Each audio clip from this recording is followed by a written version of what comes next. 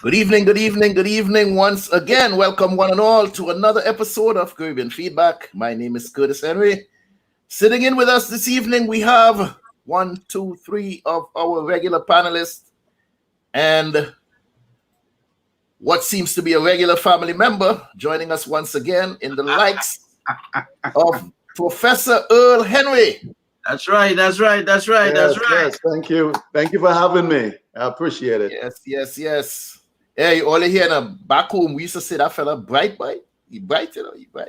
He bright boy, Bright boy, he bright. Somebody else. Hey, he's a real doctor, you know. He's a doctor and thing, boy. Yeah. You think we joking out here? It's real thing, you know. It's real. Yeah. Well, Sam, as you know, within the entertainment circles, they call me Dr. Henry. That's right. But I have to be careful. Like tonight, I had to put my tail between my leg and go in a corner and sit down because the real Dr. Henry on the show tonight. Oh man, come on, guys. Be careful. All you have to call me Curtis tonight because if you say Dr. Henry, he go answer. All right, people. Let me see anybody coming into the chat yet. Is anyone in the chat with us yet? Not so far, but we hope you all join us pretty soon. And any minute now, our other esteemed panelists will come stumbling in. Good night, Lucy O'Brien. Thank you so much for joining us. Cherry Ann Sylvester, a pleasant good night to you also. Tonight. What's special going on right now? Anything important happening in the world as a whole? I sort of feel like I'm missing something I'm supposed to mention. Oh, it's Haitian Day. Today's Haitian Flag Day. Oh, that's what's going on today? Yeah, today's Haitian Flag Day, so we have to give a special shout out to our Haitian brothers and sisters. That's right. They're the ones who kicked the colonial masters. That's right. Out of Haiti. Big them up. And led that march towards independence, and the rest of us followed. So we must never forget the likes of Toussaint Louverture, Jacques Dessalines, and the others who were champions in that cause. Once again, like I said, welcome to Caribbean Feedback. I urge you to look us up on YouTube. Make sure you subscribe to that channel. Leave us a comment. Let us know how you feel about us. Let us know what you'd like to hear and see on the show. Let us know how we're doing so we can improve and bring you the content that you so much want to hear. Good evening, Andrea. Thank you for joining us. And Sammy, get things rolling. We need to get things rolling. Good evening, Andrea. It's a beautiful thing. My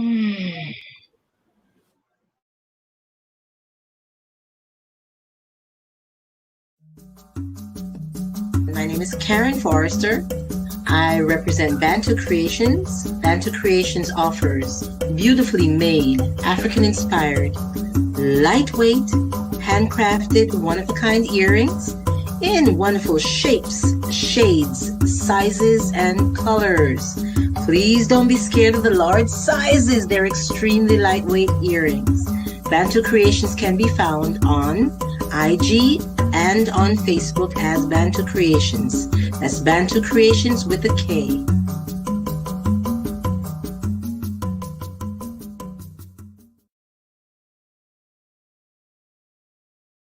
Come check me out, chriskeys.com. I'm worldwide. Tony Altamirano. Hi, I'm Gina. What's up, everybody? I'm Win Vu, award-winning remixer. I'm an artist. Hi, my name's Justina Bethel. Hi, I'm Mike Bowen from Denton, Texas. How you doing? This is Tom Cuff, music by Tom Cuff. Check out Samuel E. Archer's book, Hybrid Executive, We are in the business, and here's how you can be a better business person because you're running your business. You can find my music at JustinaBeth_EL on Instagram or JustinaBethL.com, and I am a hybrid executive. I'm a hybrid executive. I'm a hybrid executive, just like you. Follow me at Koya Music, and I'm also a hybrid executive. I'm worldwide, baby, but just know I'm a hybrid executive. That's all you need to know, baby. Get on up, B. Check out my music, MikeBowen.com. I'm a hybrid executive. I'm a hybrid executive.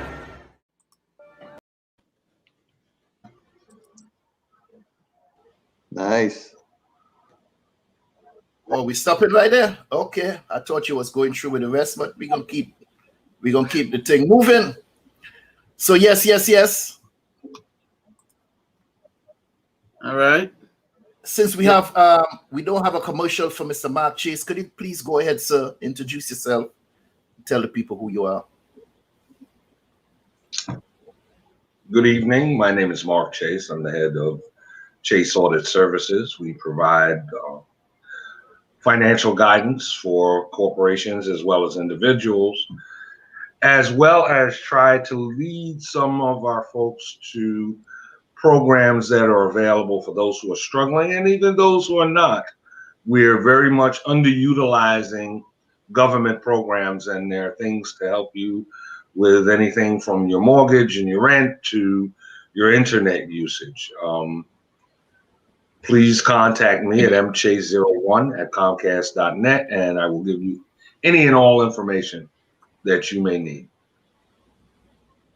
Thank you so much, sir.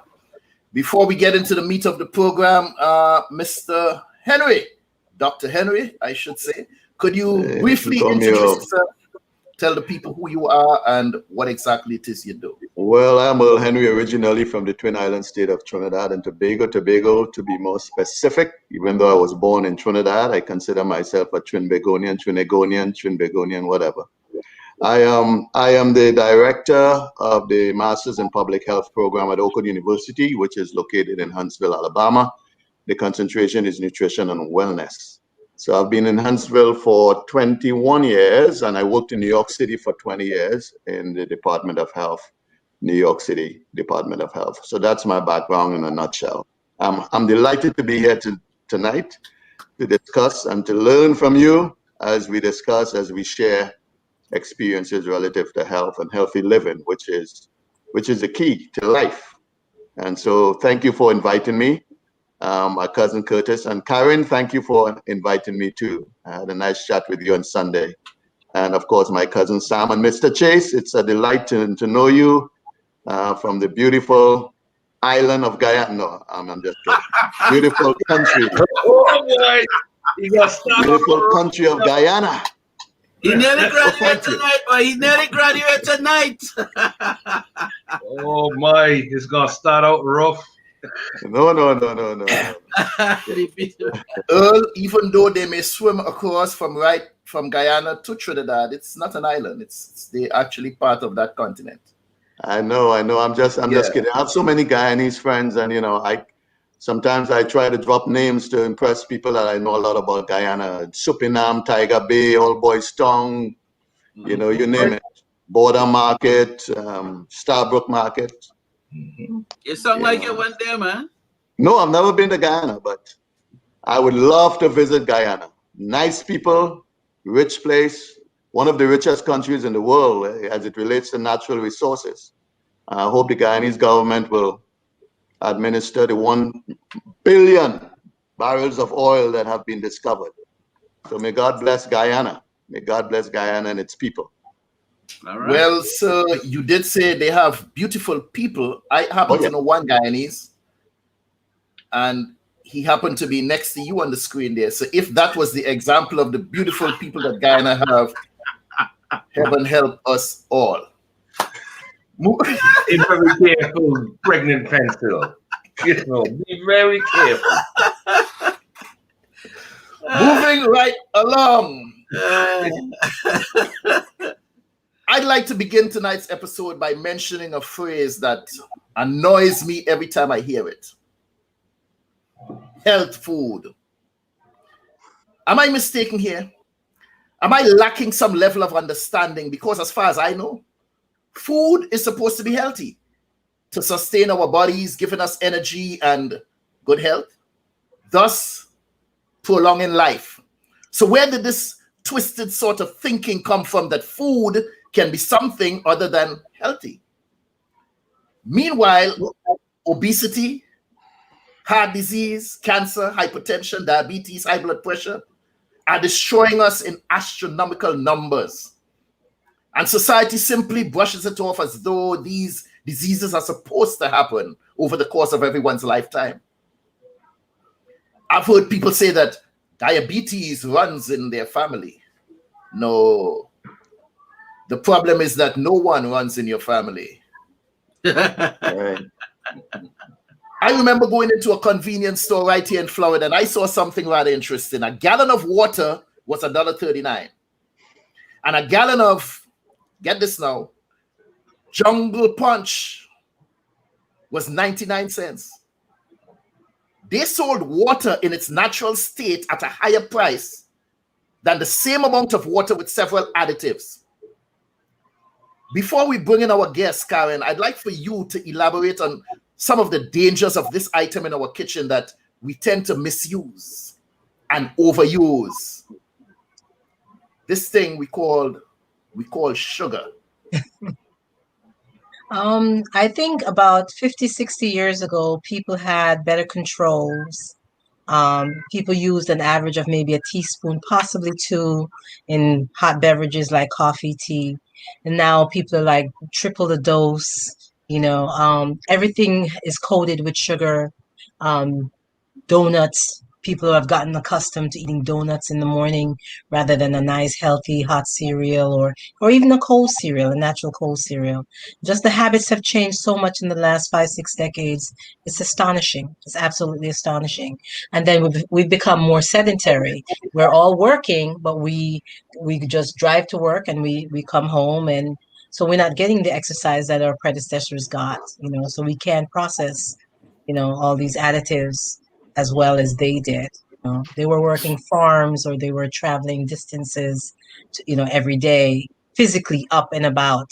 And we're just sitting in a vehicle and going from place to place, and we're consuming more than they did. So we're seeing the highest levels of obesity, even in the islands. We had covered that previously on a show. Jamaica is seeing the highest number of obesity they've ever seen in 20, 30 years. And that's true in this country as well. The obesity problem extends to children because we're feeding our children, as you stated before, rather than pure organic juices. We're giving them a lot of sugar added juices or plain sugar, period, water with mostly sugar, and calling it healthy products. And it's just really sickening. Yeah. Tell us, Dr. Henry, some of the dangers between the white sugar and the brown sugar. Talk to us about that. I'd like to start by going back to your original question relative to health food. I think people use the word health food to make the distinction between nutritious food and foods that are not nutritious. Foods that will help the body and foods that really are injurious to the body. And we know there are some foods that are injurious to the body, and there are some foods that are very helpful to the body. Now, sugar, we cannot live without sugar. As a matter of fact, our cells cannot communicate. In order for us to live, there must be communication between the cells, the billions of cells in our body. And scientists have discovered that sugar is the main reason that allows the cells to communicate. So the thing about sugar is not bad. Refined and processed sugar, and I think that is what Karin was referring to, is what is bad for us, right? The sugar, the natural sugars we get from our fruits are the sugars we need, right? So sugar is not bad. As we were discussing this afternoon, sugar got a bad rap, but we cannot live without sugar. Fat has gotten a bad rap, but we cannot live without fat. We need a certain amount of fat in the body. Cholesterol has gotten a bad rap, but we cannot live without cholesterol, right? Your liver and my liver produce about 1,200 milligrams of cholesterol a day, all right? But the problem is that when you eat saturated fat, The liver makes more cholesterol than it should. And remember, that cholesterol that your liver and my liver makes every day, the body takes that cholesterol and it does 4 primary things with it, right? Your sex hormones, all our sex hormones are cholesterol, the primary constituent of your testosterone, estrogen, progesterone. Look at the names. Cholesterol, progesterone, cholesterol, testosterone, cholesterol, estrogen, cholesterol. It's cholesterol. So cholesterol is good. We need cholesterol. Sugar is good. We need sugar. It's the bad type of sugar, the bad type of cholesterol. We can talk about that a little later. The bad type of fat. As a matter of fact, Karin spoke about diabetes. Scientists have now discovered that sugar is not the cause of diabetes. Fat is. Diabetes is caused by fat, saturated fat. Saturated fat. Too much saturated fat in the diet. Remember, we have healthy fats from our vegetables, right? Your omega-3 fatty acids, we talk about that. Your unsaturated fats, your monounsaturated, your polyunsaturated that we get from our vegetables. Those are the healthy fats, right? But saturated fat, scientists are now saying that is the main culprit. It's not sugar. Sugar doesn't cause diabetes, but saturated fat. What happens is that when you eat a lot of saturated fat, fat builds up around your cells, your cell wall, or the plasma membrane, and those little doors can't open anymore. So when you and I eat food, right, the first thing that happens is that the pancreas shoots out insulin. As soon as you eat food, your blood glucose level shoots up, but it's supposed to go up very slowly, not very quickly. The only type of foods that cause your blood sugar to go up very quickly are processed and refined foods, right? When you eat processed foods, white flour, white sugar, I'm not being a racist tonight, but white food, white potato, white sugar, white flour, processed foods. When you eat that, it causes your blood sugar to spike up very quickly. And that is unnatural. And when that happens, your pancreas reacts and shoots out a lot of insulin to bring it down, and it brings it down very quickly. That's unnatural. Then you feel hungry again, 2 hours later, you go back and eat some more processed foods. Now, eventually, what do you think is going to happen to the pancreas? Its capacity to produce insulin in the beta cells is going to go down. It's not going to send out enough insulin anymore, and boom, diabetes. Now, what happens is that when the fat surround the plasma membrane, those little gates, there are some little doors that only open when there is insulin in the blood. So as insulin is released, that insulin hugs the glucose, and those little doors open, and in goes the glucose to give us energy. But because the plasma membrane of your cells have a lot of fat around it, the doors cannot open, and that is why the blood glucose level builds up in your blood, and you're diagnosed with diabetes if it's built up to 126 milligrams per milliliter of blood, right? 126 is when you're diagnosed with diabetes. So fat is the main culprit, not sugar, fat. But if you have diabetes, you have to watch your sugar intake, of course. But sugar is not the primary cause of diabetes. Scientists are now saying saturated fat. Okay, so many times we use the words. Could you tear it apart for me? What is diabetes? Diabetes is a disease that is caused when the body cannot respond to the amount of insulin that is in the blood, or when your pancreas. There are 2 types of diabetes.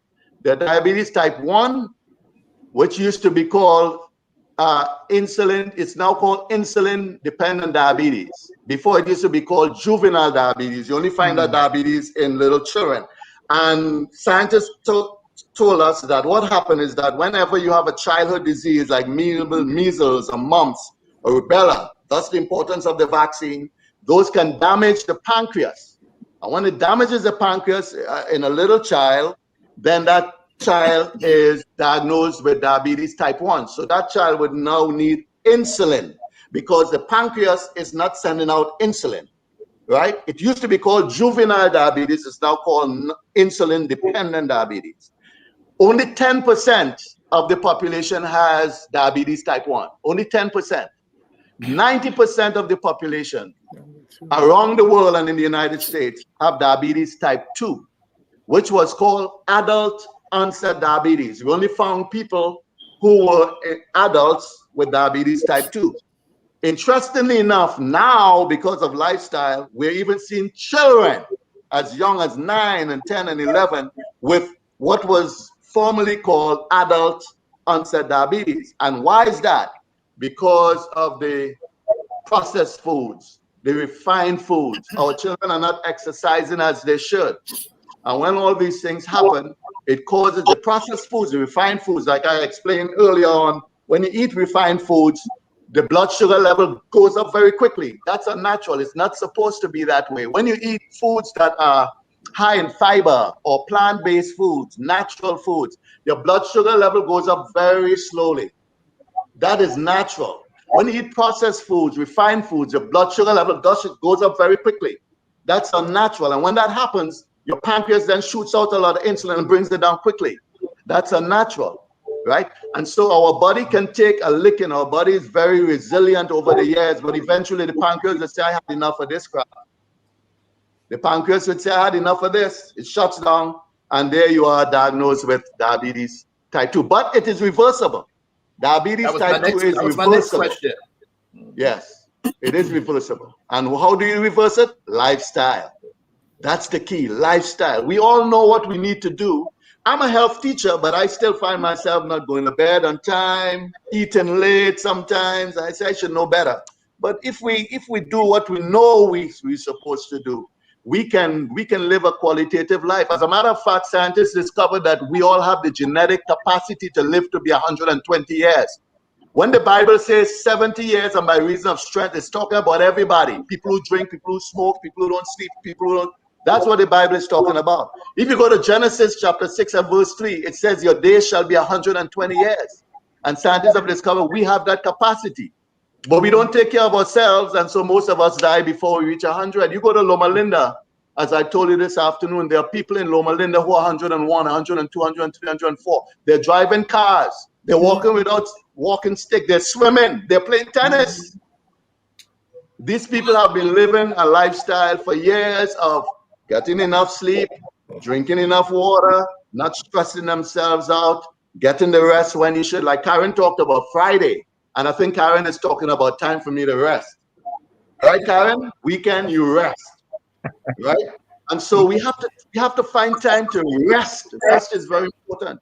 We have to find time to laugh. Laugh is very important. We have to find time to love people. Love people. How much sleep is enough sleep? We've been sold on the idea that we're supposed to have 8 hours sleep when the night comes. That's 1/3 of your life. Well, 1/3 of 24 hours. Sleep scientists recommend, based on studies, that 7 to 8 hours or even up to 9 hours. A study was done in Alameda County, California, some years ago, and they discovered that adults who get at least 9 hours of sleep tend to do better health-wise. The indicators for health are much better than people who sleep less. People who get under 5 hours of sleep a night, their risk for disease is pretty high. Under 5 hours. Our bodies are resilient. I mean, many of us only get 4 or 5 hours and we live until we're 60, 70, 80. But had we taken advantage of sleeping, because when you sleep, the body is not stressed when you wake up in the morning, because it's when you are asleep that the body, your cells kicks out. During the day, a lot of activities take place in your cells, right? It's called metabolism. And it's when you are asleep that the cells kick those things out. That is why no matter if you take a shower at night and you go to sleep, when you wake up and you take a little whiff under your arm, you're supposed to smell a little thing there. That is the body cells at night. Only at night that happens, right? Not during the day. Day sleep can never suffice for night sleep. The night was made to sleep. You see? The night was made to sleep. I remember when I came to this country and I was living in Brooklyn, I look out the window 1, 2 o'clock in the morning. I should be sleeping, but I went out and I see people just walking around. And then there was a rap song, Sammy. You remember that song? The freaks come out at night, right? That's right. That's right. The freaks come out at night. But night was really made to sleep. We need to sleep.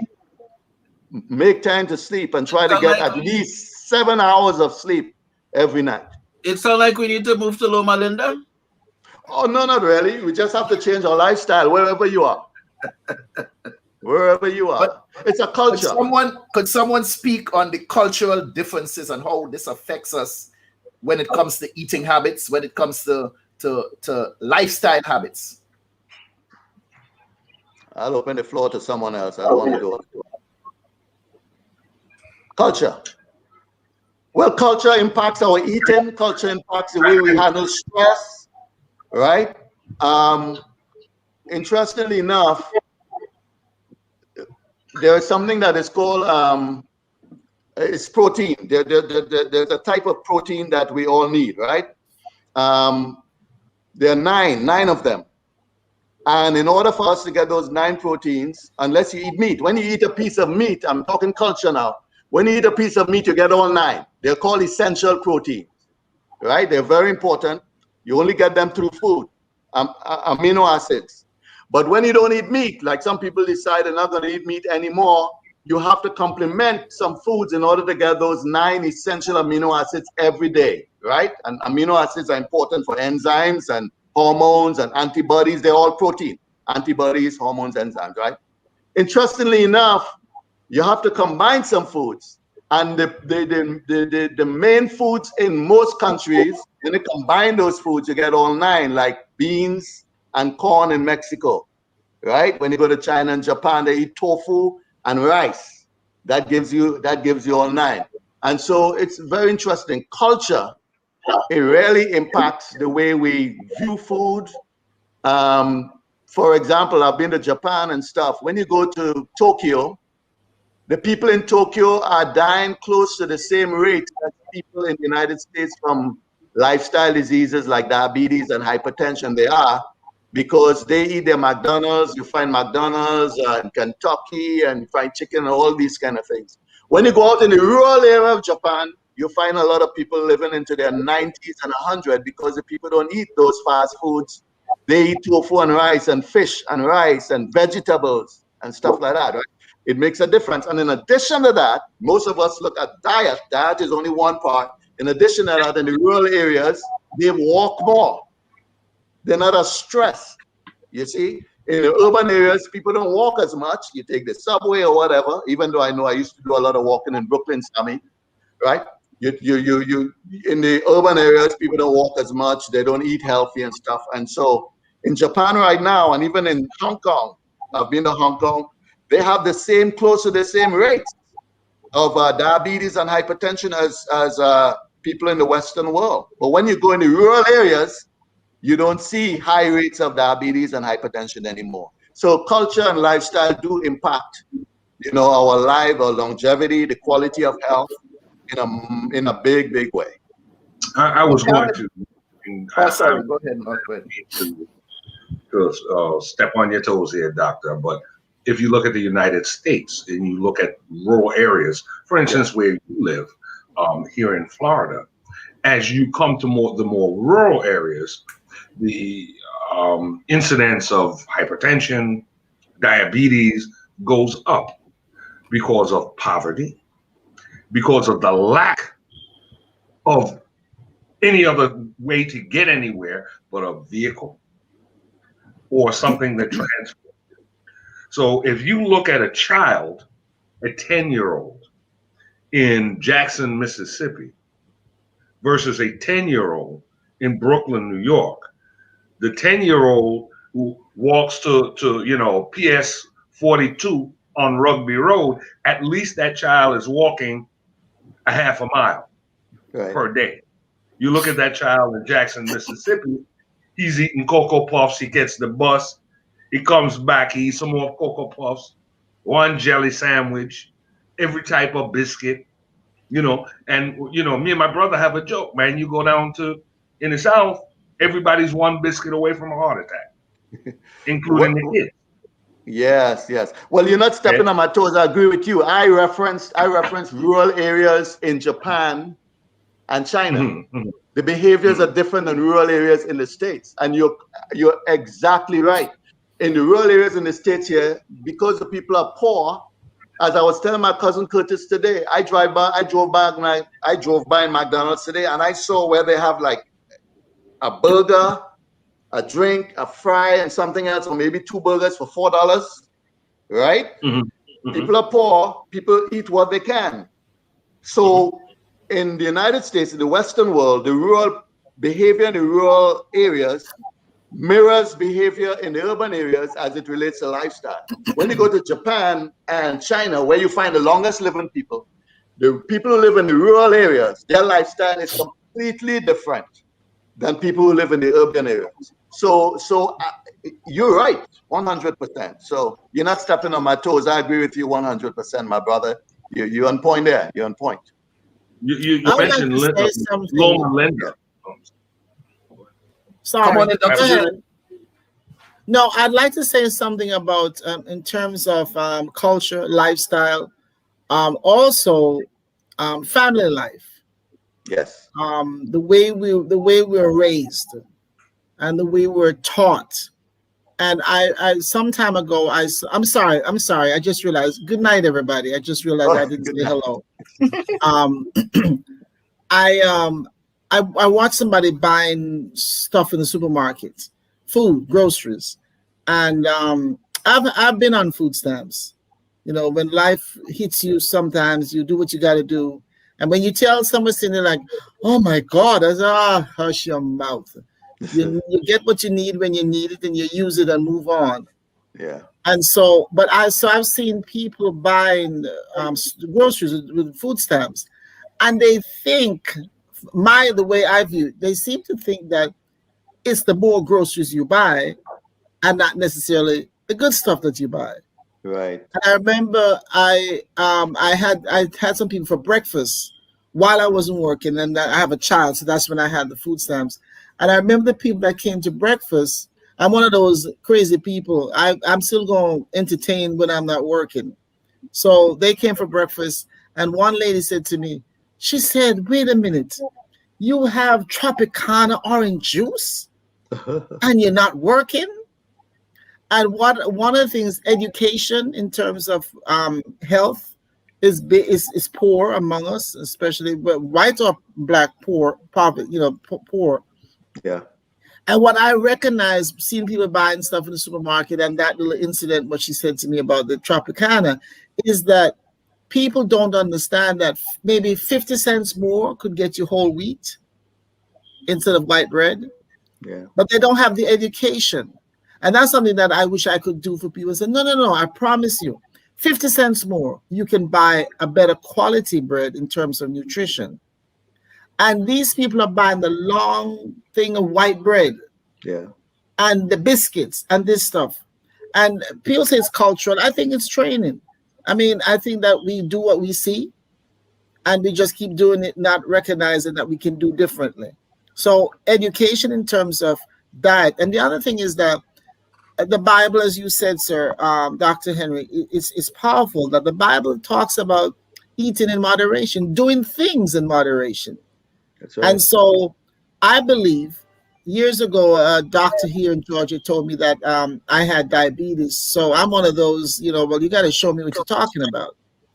And they wanted to put me on some medication, metformin, which I have done some research on, and I'm against metformin. And so I said to him, they had the pharmacy call me. I said, I called the doctor's office and said, let me just explain something to you. You don't know me. Do not prescribe anything for me until you have talked to me. Do not suggest to a pharmacist to call me about something. And that's the other thing. A lot of us Black folks don't ask questions. We just take the prescription and go fill it. Well, I'm a little the Bible says to be a peculiar people. I'm a very peculiar person. I have to find out what you're talking about.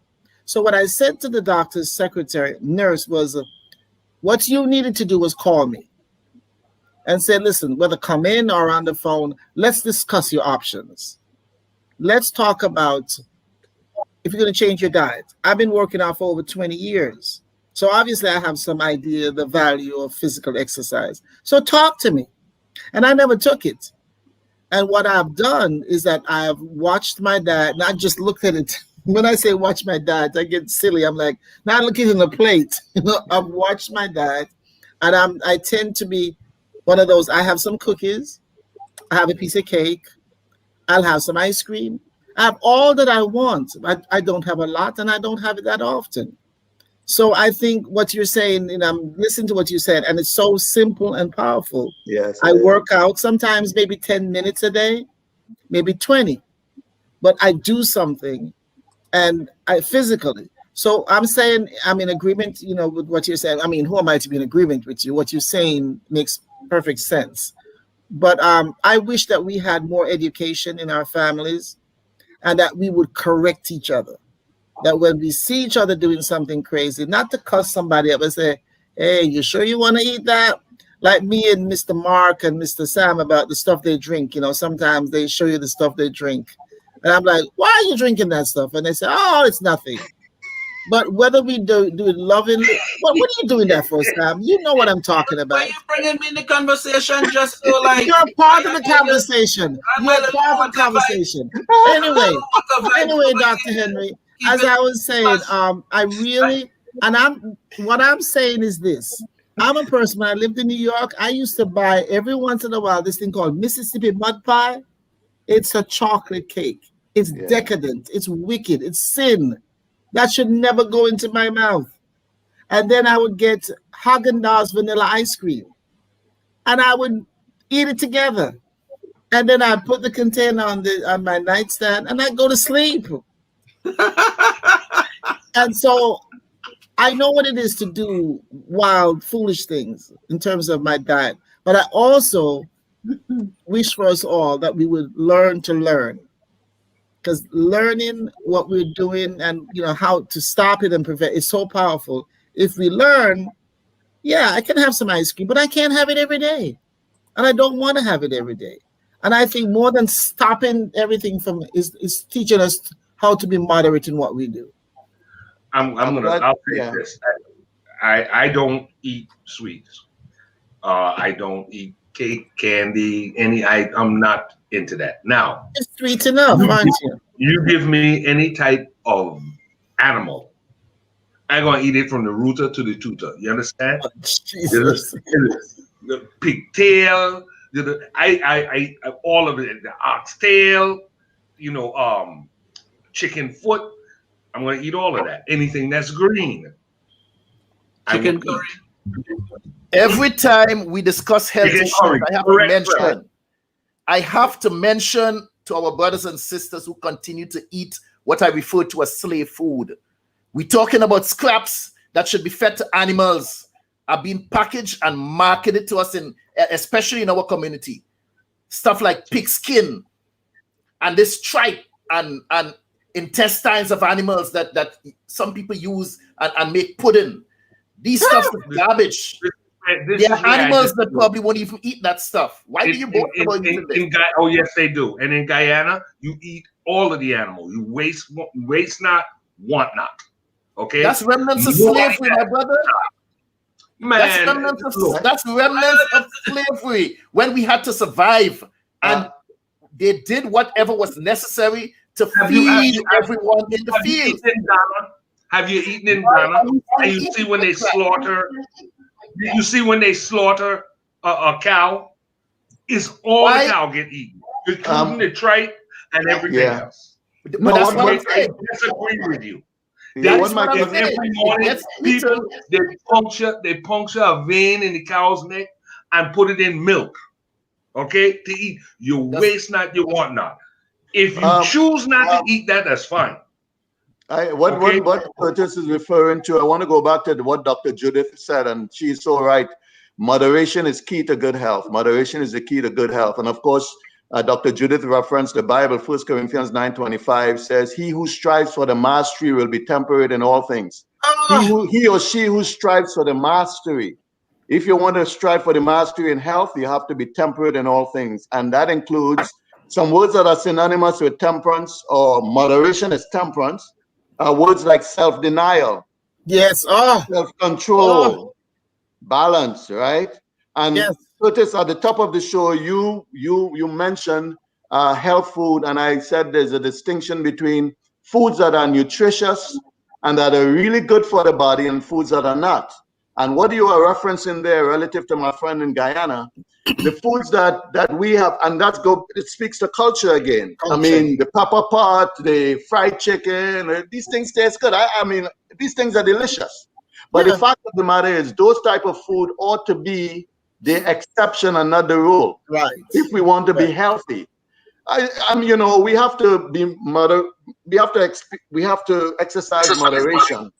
A little ice cream, a little cake, a little, okay, but those things ought to really be a happy food or joy food and the exception.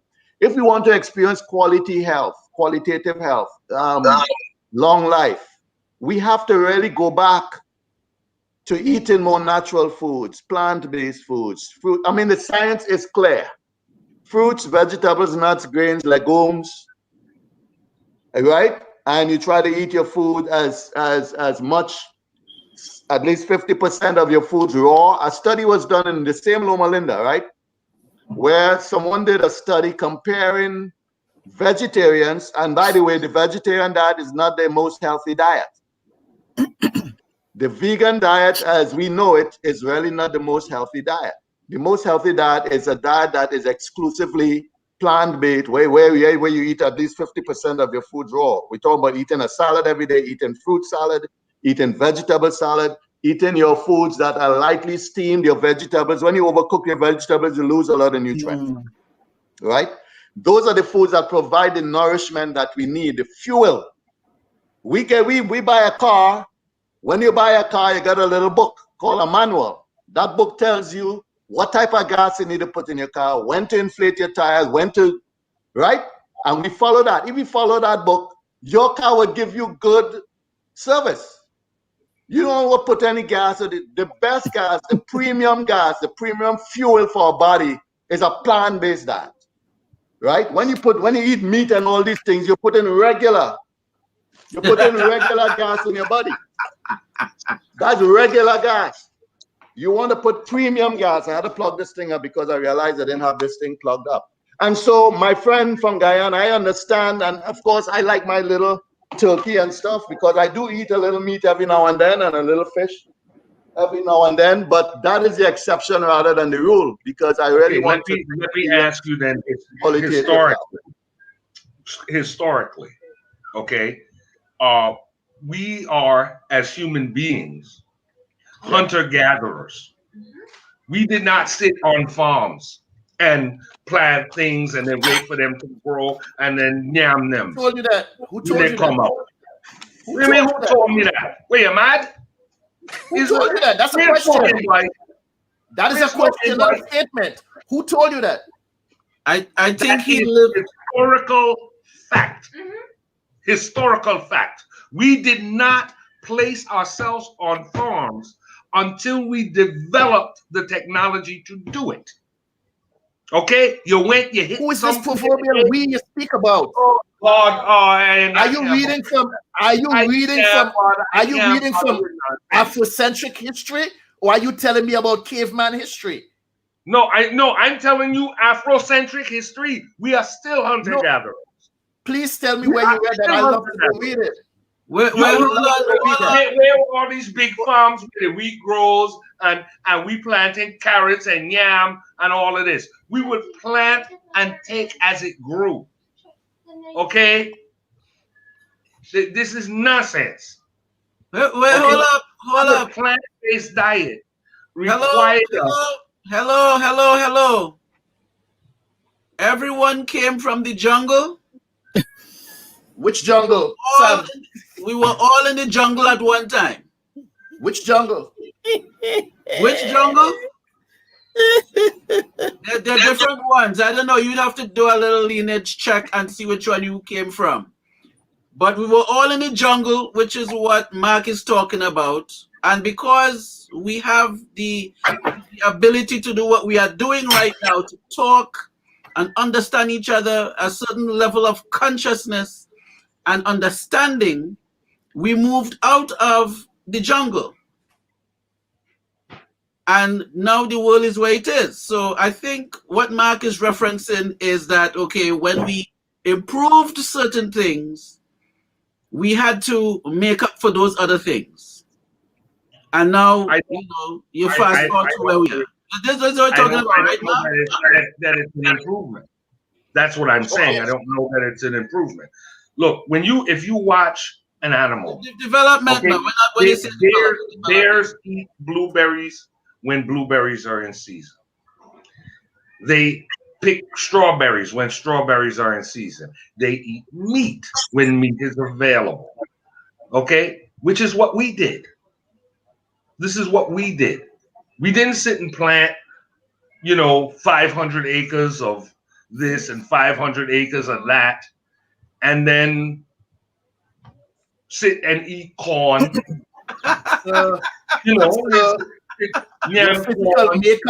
Your physical makeup is not the same as that of a bear. It is not the same as that of a lion. So stop making those comparisons, because I'm a human allow being. me to finish. Your intestinal tract, which is about how many 25, 30 feet long, is different from that of a lion that consumes meat, where that goes into the system and goes out immediately. 25, 26 For that feet. length of your intestinal tract, meat is not supposed to be staying inside of the system for that length of time. Sir, I know. Why when most of us as human beings go to the bathroom, you walk out, why we say you drop an arm, you walk out there smelling like something died inside of you. You have meat decaying inside of your system. You're not supposed to be consuming that. No. What? And I place that bet to anyone here. Give me the scientific evidence that what you're saying right now is correct, because historically it's not. It's not. And I think historically it's not. What is not historically? What is not correct historically? That our bodies are different from the carnivorous animal, that our intestines are much shorter, much longer, than the carnivorous animals. I'm not saying that. I'm saying that a plant-based diet. Yes. A plant-based diet. In every person on this earth, including the Native Americans here, is virtually impossible unless you settle on one piece of land for a period of time. Okay? The Native Americans here followed buffalo until they no longer could. And what they would do was gather as they went to survive the winter when the buffalo disappeared. Okay? Once the buffalo reappeared, they were carnivorous. But I don't understand. I don't understand your logic, because the longest living people in this country, where you find the most centenarians, are in the enclave of Loma Linda, California. They don't have land there where they plant foods, where they plant all the vegetables. They simply eat vegetables, whether they buy it in the soup, and they simply eat more vegetables and more fruits and more healthy food. So why are we talking about land and planting and all of that? Yeah, because I think that there are certain regions of the world, in particular in the Mediterranean, where it's more this is what we have. Okay, this is what we have. There are also people like the Inuits who live. They eat plant-based foods. Their diet is more plant-based. No, they don't. They eat salmon. They eat salmon and seal. They eat salmon, but the salmon provides you with the omega-3 fatty acid, but they also eat a lot of fruits and vegetables. They use a lot of olive oil. Where are they getting it in Alaska? Even my daughter is holiday. No, I'm not talking about Alaska. Alaska is not in the blue. They're not in the blue zone. The blue zone where you find the seven longest living people. The Inuits live Alaska is not part of it. The Inuits love above the Arctic Circle. There are no fruits and vegetables. I am trying to understand something. Is it that Mark wants to have a pass so that he can eat what he wants to eat? No. But if we're talking about prioritizing health, we just basically saying the way how our bodies are designed, and it's scientifically, you could do the research. Our bodies need to stay more on the alkaline side of things. If your body needs to stay on the alkaline side of things, it just means that your diet would need to be more in the plant direction. Yeah. No, but I'm just saying, yes, there are people who live in certain places. They had to eat what they have. I mean, are we not arguing that? But it's not about eating only. Those people also walk a lot. They exercise a lot. They burn, right? So they burn it off and all that. Yeah. Right? They burn off these things. So, if Mark want to pass to eat what he need to eat, my brethren handle your business. I don't need a pass to eat what I want to eat. Well, you know, I work out every day. I'm not diabetic. May I ask a question? It's undebatable. We reached a stage now where it's undebatable. The whole world knows, and people who are honest and sincere knows that a plant-based diet is far superior than one who subsists on a meat-based diet. I mean, the evidence is clear. It's just that some of us decide, well, we love meat and we're going to eat meat, and that's Sammy saying that's okay. That's okay. That's your life. You want to do that. But for us to be arguing which diet is better at this stage in 2021, it really doesn't make any sense, because the evidence is clear that a plant-based diet is far superior for our health, my health, your health. Do you know when you eat meat, what happens? I can break it down for you. When you eat meat, what happens? What are the byproducts of meat? What kind of load does it place on your liver? Which, by the way, is the hardest working organ in the body. People say the heart, but it's really the liver. The liver performs more. Liver and the kidneys.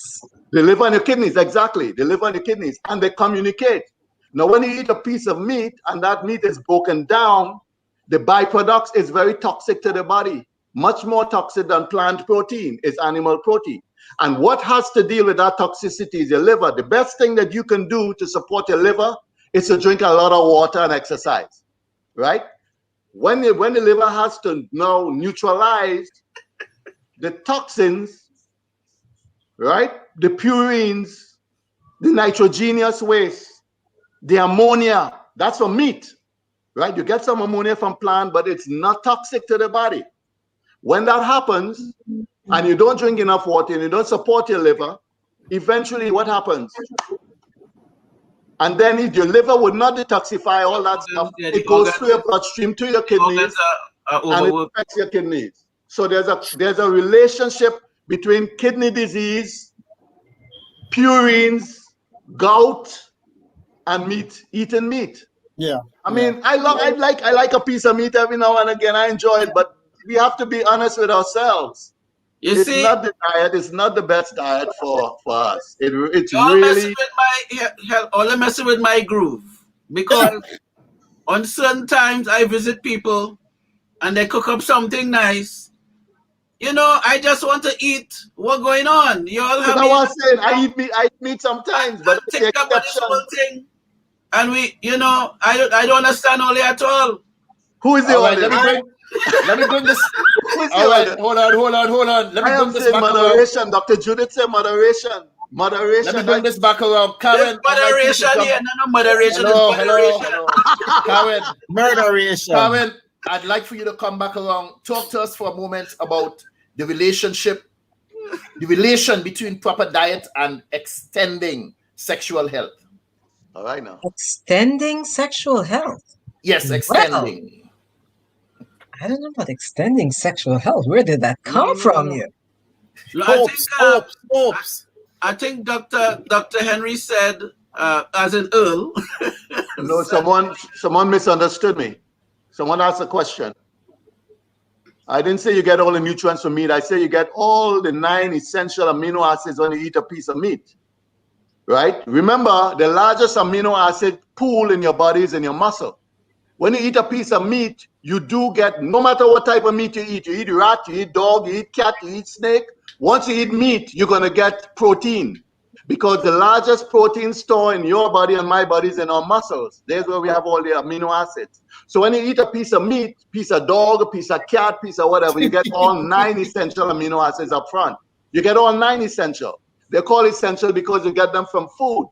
When those 9 get into your body, the body then takes the 9 and make an extra 11, which are called non-essential, that gives you 20 amino acids. And the body now take that 20 amino acids and make your hair, your nails, your collagen, your enzymes, your antibodies. They're all amino acids. So the person misunderstand me by saying that I say that you get all the nutrients from meat. I didn't say that. I said you get all the essential amino acids. So when you decide you're not going to eat meat anymore, like some people do, period, in order for you to get the 9 essential amino acids, now you have to combine foods: brown rice and beans, corn and beans, tofu and brown rice, Once you combine those, you get all 9 amino acids, and you don't have to eat a whole lot of food to get them. So you see why those 9 are important. You eat the 9, you get it in food, it gets into the body makes the extra 11, you get 20 amino acids, and that helps you to make your enzymes and your hormones and your antibodies and your hair. It helps the hair protein and your nails and all that good stuff. Okay, let's bring it back around to my question. Karin, hold on, Karin had the floor. I don't know how to answer that. I don't know what you mean by extending sexual health. Extended in the enhancing. I think that's what it means. Enhancing, but when I said extended, we have young people today in their 30s and 40s using enhancement drugs to perform better in bed. We have young folks in their 30s taking Viagra. In my day and age, Viagra didn't exist. When I was growing up in my teens and my 20s, Viagra and 30s, Viagra didn't exist. You have young people that age now. So this is what I'm saying. Talk to us about the importance of proper nutrition and extending that life, that sexual health, way into After Karin, I'd like to address that. No, please go ahead, because I can't address that. Do you know what they have discovered with erectile dysfunction? The main erectile dysfunction is caused by a lot of vascular illnesses. That much I can tell you. Vascular illness, but the buildup of what? The buildup of what in your arteries? The buildup of fat, plaques, cholesterol, saturated fat. Most of our diet, coming back to my brother from Guyana, the meat diet and all these things, is saturated fat. Your liver and my liver takes fat, whether it's saturated or non-saturated plant, and makes cholesterol. Whenever you eat a lot of saturated fat, the liver is overburdened, and it says, what the hell am I going to do with all this cholesterol? And the body deposits it in the lining of the arteries. So the first thing doctors determine whenever you have erectile dysfunction is that, as Karin is right, you have vascular problems, which means that there's a buildup of fat and cholesterol in your arteries. It's a vascular problem. Erectile dysfunction because how do you get an erection? You get an erection when a lot of blood goes to the penis and fills up those arteries in the penis, and you get an erection. If the blood is not getting down there, what's going to happen? Limbic syndrome. Yeah. It's diet related, diet and exercise. So all the meat people talking about, when you continue eating meat, you're setting yourself up. Hold on. But if you have a moderate to severe vascular disease, no Viagra or Cialis or any other supplement is going to enhance that until you correct the problem. That's why I don't relate the two. That's why I'm like, I don't know. Another reason before we run away is that some people are oversexed. I wish, Some people. How many people are oversexed? Some people have done a survey. Let me explain something. Have you done a survey? Some people. I'm speaking for a friend. That was funny. I can't talk to you. That was just to add a little humor to the vibes. Some people are oversexed, or some people need to rest. Moderation. Come back to Dr. Judith. Moderation. It depends on what side of the spectrum you are. So it could be a cholesterol issue, or it could be a rest issue. So the younger people we talk about, the Dr. Henry on 20, 30-year-olds. Right, right. They don't really need to use. No, they don't. They shouldn't really have to be able to use Viagra and those things. That's not a dietary issue. That's an ego issue. That's ego. That's ego. Meaning that the body is satisfied from that, the drive. May I share something? Mr. Sam, may I share something? It is not for a friend. I mean, I'm not making that up. It is someone that I know. And let me tell you something. This man is 70 years old. He very rarely eats meat. Very rare. And he said, he shared me, he had a friend over, a female friend, and in the morning, she's younger than he is. And in the morning, she said to him, like, what's that? She thought he had to urinate. He said, this is how I wake up every morning. That guy takes care of himself. He works out. He drinks a lot of water. he has some he has some cake and some ice cream. Yeah. Let me tell you something. This man made it, and I think this what we're all talking about is a decision. We have to. No, we don't have to. We don't have to. Let me stop saying we have to. It is good to come to a point that says, you know what? I heard this information. I heard this information. Which of it fits me? Which of it is good for me? Which of it makes sense? That's what I did. I accepted that exercise is good for me. And I'm not talking for a friend. I'm talking for me now. I have a very strong libido. It has not died. I'm 67 years old. Sometimes I ask the Lord, why do you keep it alive when I'm not married? I mean, you're wasting this stuff. But anyway, the reality is that the less foolishness that I eat is the stronger I feel. I actually feel light. And when I work out, I got some knee issues going on. Hurt my knees a lot over the years. But when I work out, the knee pain goes away. And I tell my sister, I work against pain. So what I'm saying is that everything that you guys are saying, the fact is that those meat, the tripe and all that stuff, it tastes good because it tastes good and it's seasoned a certain way or whatever. But we have to make a decision. To break the I cycle. partake in that on a regular basis? Break the cycle in the taste family. every once in a while? That's how I look at things. This So is what Dr. Henry said something about denial. We live in a time where it's a dirty word. And the truth is, you can have everything you want and you can drop dead at 60. So whatever you want to do. You see, we're free. We can do whatever we want. But I can't decide how long I live, but I can decide how I live to some extent. Okay. And I don't do it perfectly, but I work at this because let me tell you something. I don't want to be sick and live. You understand? Amen. That's why I see some people sick. I don't want it.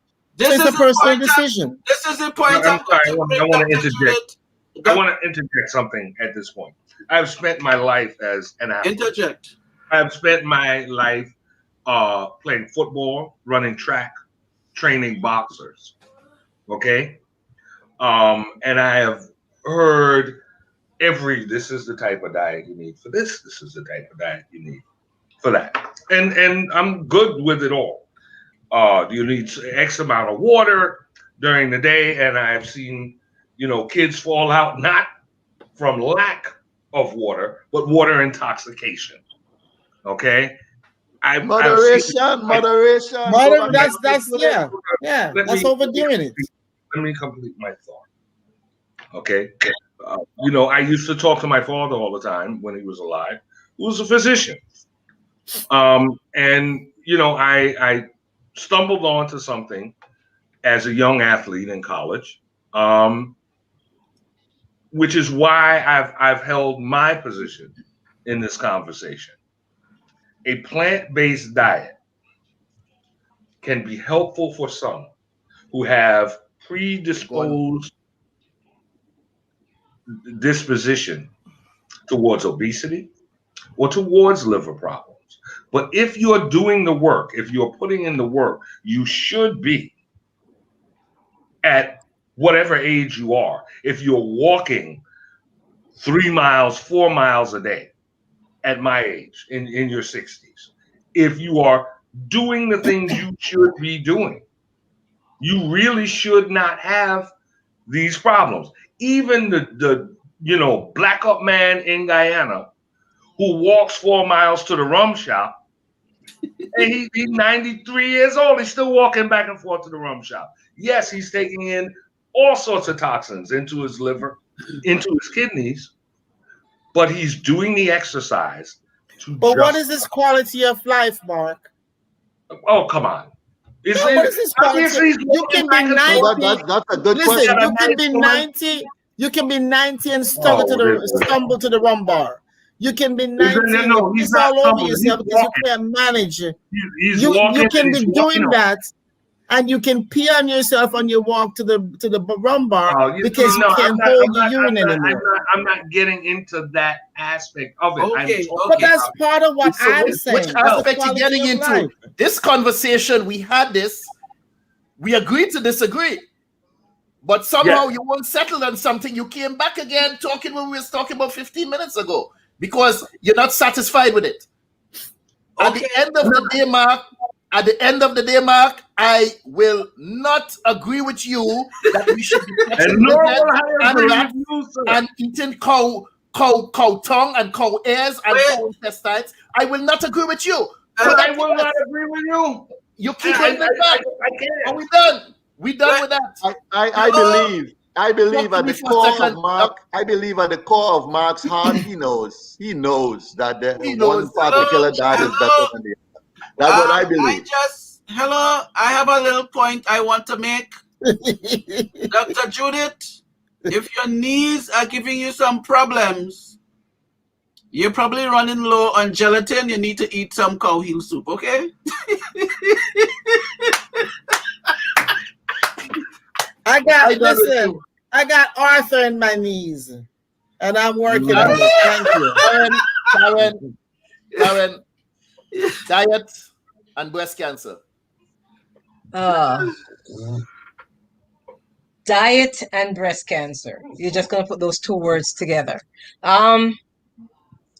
The high fat, the high some of you've been under the belief system that soy has been related to certain cancers, but I have attended a webinar primarily run by physicians from all over the country recently, a 9-day live webinar, and they don't feel that the soy-based products are related to causing breast cancer illnesses. A lot of breast cancers tend to be more familial, part of the genetic makeup, not necessarily due to those types of things. As Dr. Henry has stated multiple times, everything in moderation. And if we were taking care of ourselves and examining ourselves, if we want to go on that end, I think that's more important than looking at a dietary cause for the cancer. It's my take on it. May I ask Dr. Henry something? Dr. Henry, I heard years ago that I'd been thinking about it, and then I heard someone discuss it on the radio in Florida, that in Black women, breast cancer is linked to the use of perms. Have you ever heard of such a thing? Well, I've heard a link between perms because, when you use perms and these other things, even some of the creams we put on our skin, chemicals seep into the body. Okay. Right? As simple, I don't do swimming pools, right? Because I have heard that they put chlorine in the swimming pool to kill bacteria, right? Right. But chlorine in itself is a poison, and if you have a micro cut or micro trauma, all that stuff is seeping into your body. Ooh. I have read research that link all these things to cancer. When all these chemicals seep into your body, the perming of all these chemicals, it's really, the body is very resilient. Right. And it can take a licking for a long time, but eventually the body's going to say, to hell with that, I had enough. And then, resistance go down. But coming back to tofu, do you know which country has the lowest breast cancer rate in the world? The countries in the rural areas where they eat a lot of tofu. China. China and Japan, they eat a lot of tofu in the rural areas. But the tofu we eat here grown, GMO grown. And some research tend to think that there's a link between the GMO grown soybeans and the problems that we are having with breast cancer and even prostate cancer. I hope we can talk a little bit about prostate cancer. That is not the current belief system by physicians across this country. Not based some on what research, I've they're different. And the phytoestrogens that they have found, the plant-based estrogens are not believed to be correlated to cancers in the breast and so forth. So I will just let you all know this is from my body makeup. I use soy sparingly because I do have a breast issue with soy. So I had to be careful with soy. So I don't know what the doctors believe. I know what happened to my body. But what I want to throw into the conversation is that... Hold on, you have a breast issue? Yes. I missed that. Everybody heard it, but nobody want to say nothing. No, because I know it, so that's why I didn't say anything. Alex, what's your notice? Behave yourself. No, I know. I know, but from working with a breast surgeon. I worked at Sloan Kettering Cancer Center, and we had men come in with gynecomastia, men come in with different breast issues. So that's why I didn't say anything, because I know those issues exist. Okay, I did. Mine wasn't that deep. But at one point, let me finish the point and then I'll look and laugh. Sorry, sir. I'm listening to you, Mark. I'm listening to you, Sam. I'm listening to you. Yeah, at one point, my intake of soy milk was high. There was like a few years I did, and I know I was healthy, but I noticed my chest was rising. Right. And then I realized, well, some research was talking about estrogen is produced from the use of the soy. So when I rest off the soy, I noticed that things was going back to where it was. So I didn't go too far off where, I would have to go and buy a bra. But, it was just something that I noticed that, okay, soy will not work for me. So maybe I need to try the non-GMO version and see if that would work. But I wanted to throw into the conversation in terms of health now. There is a conversation where those of us that live in different climates, we don't get enough sun.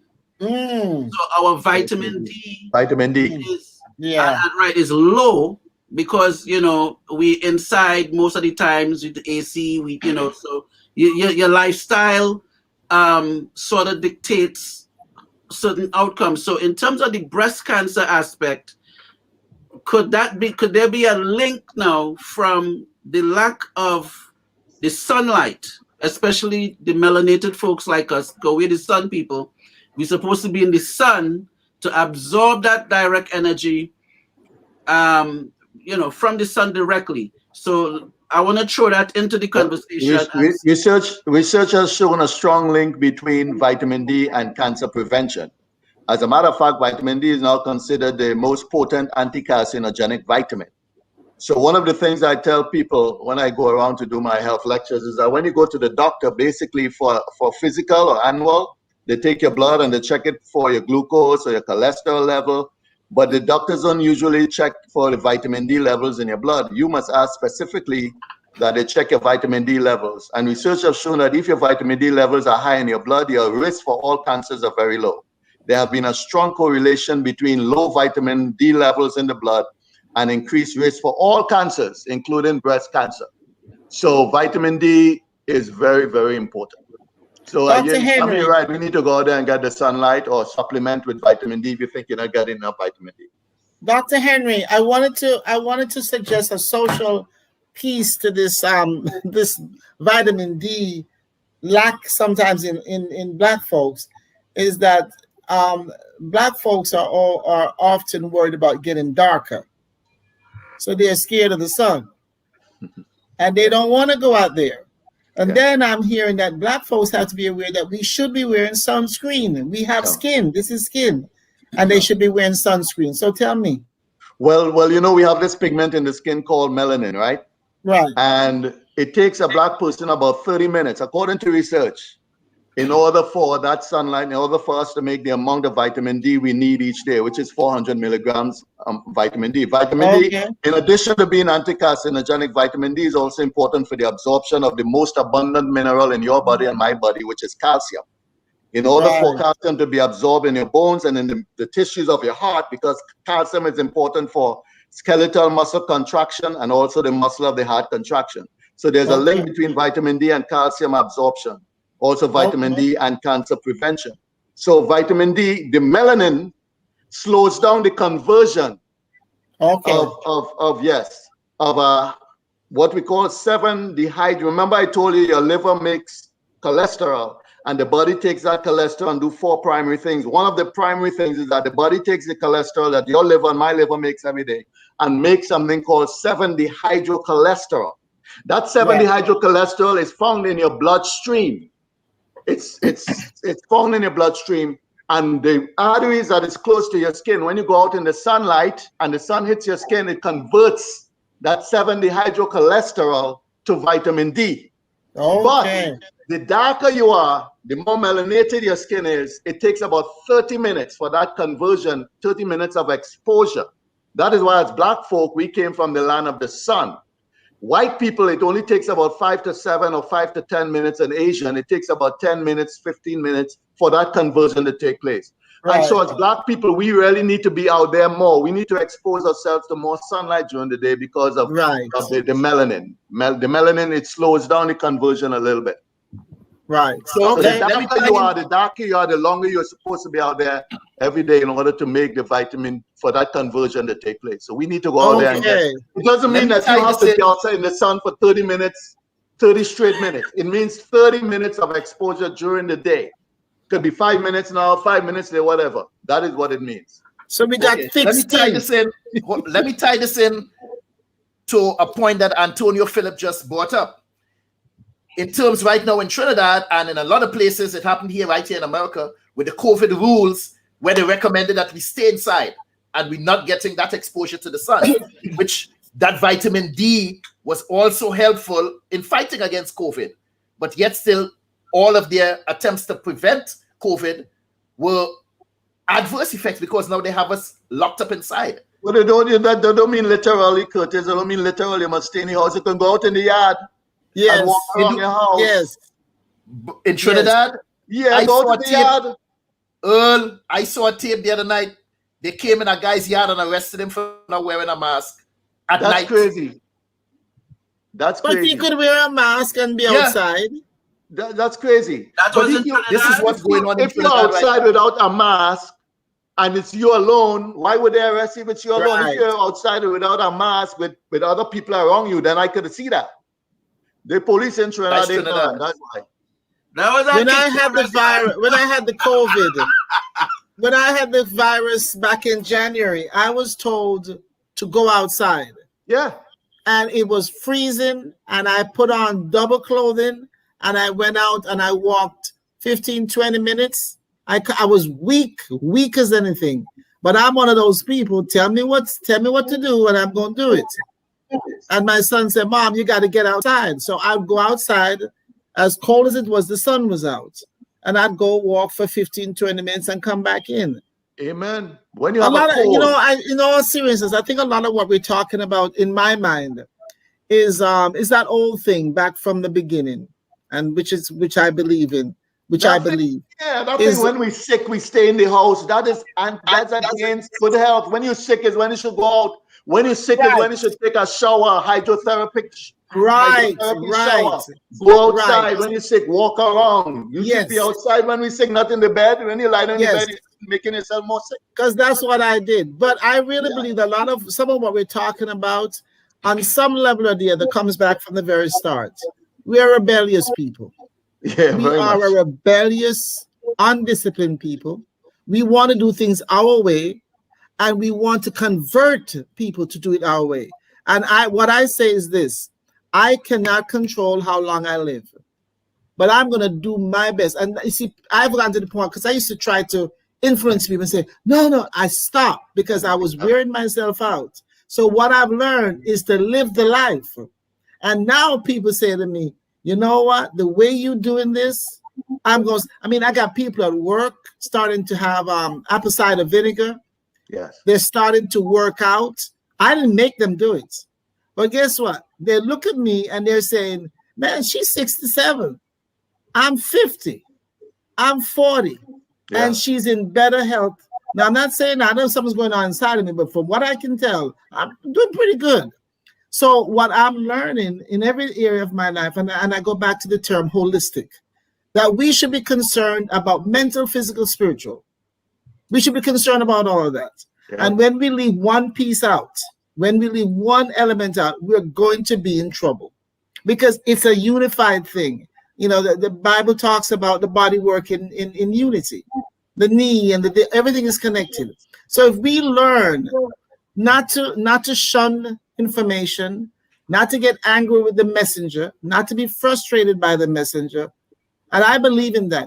There are people who tell me things that don't like me, but you know what they tell me, if it makes sense, I'm going to do it. So the thing is that I think, like I said, I think a lot of what we talk about, whether it's in health or whatever, we're still as human beings rebellious. We want to do things our ways and still have the same results that the person who puts all the work in gets. And that's part, I see it in mental health. I see, and a big topic that we often talk about here is denial. We keep denying things, hoping it will turn out the way we want it to be. And the truth is, until we address things, until we face, I say education. I say we got to teach our families to eat differently. Don't say better, because once you say better, people get in arms about it. But differently, so that the quality of our lives is better. Now that's where I'll use better. The quality of our lives. And that's what I fight for. My son is 24 and he's determined not to be fat. He is determined to watch what he eats. We had steak the other night. As Dr. Henry talked about steak. I love steak, but I have it maybe once a year, once every couple of years. I like the taste of it. And let me tell you, I docked it up, man. I cooked it in some butter. I mean, I had garlic on it, and I had baked potato, but I try to have the sweet potato. So even when I'm doing that, I'm still trying to do something sensible than having the sweet potato instead of the white potato. So I believe that a lady asked me once, she said, how did you get so close to the Lord? I said, I was hungry. I was hungry. I wanted it.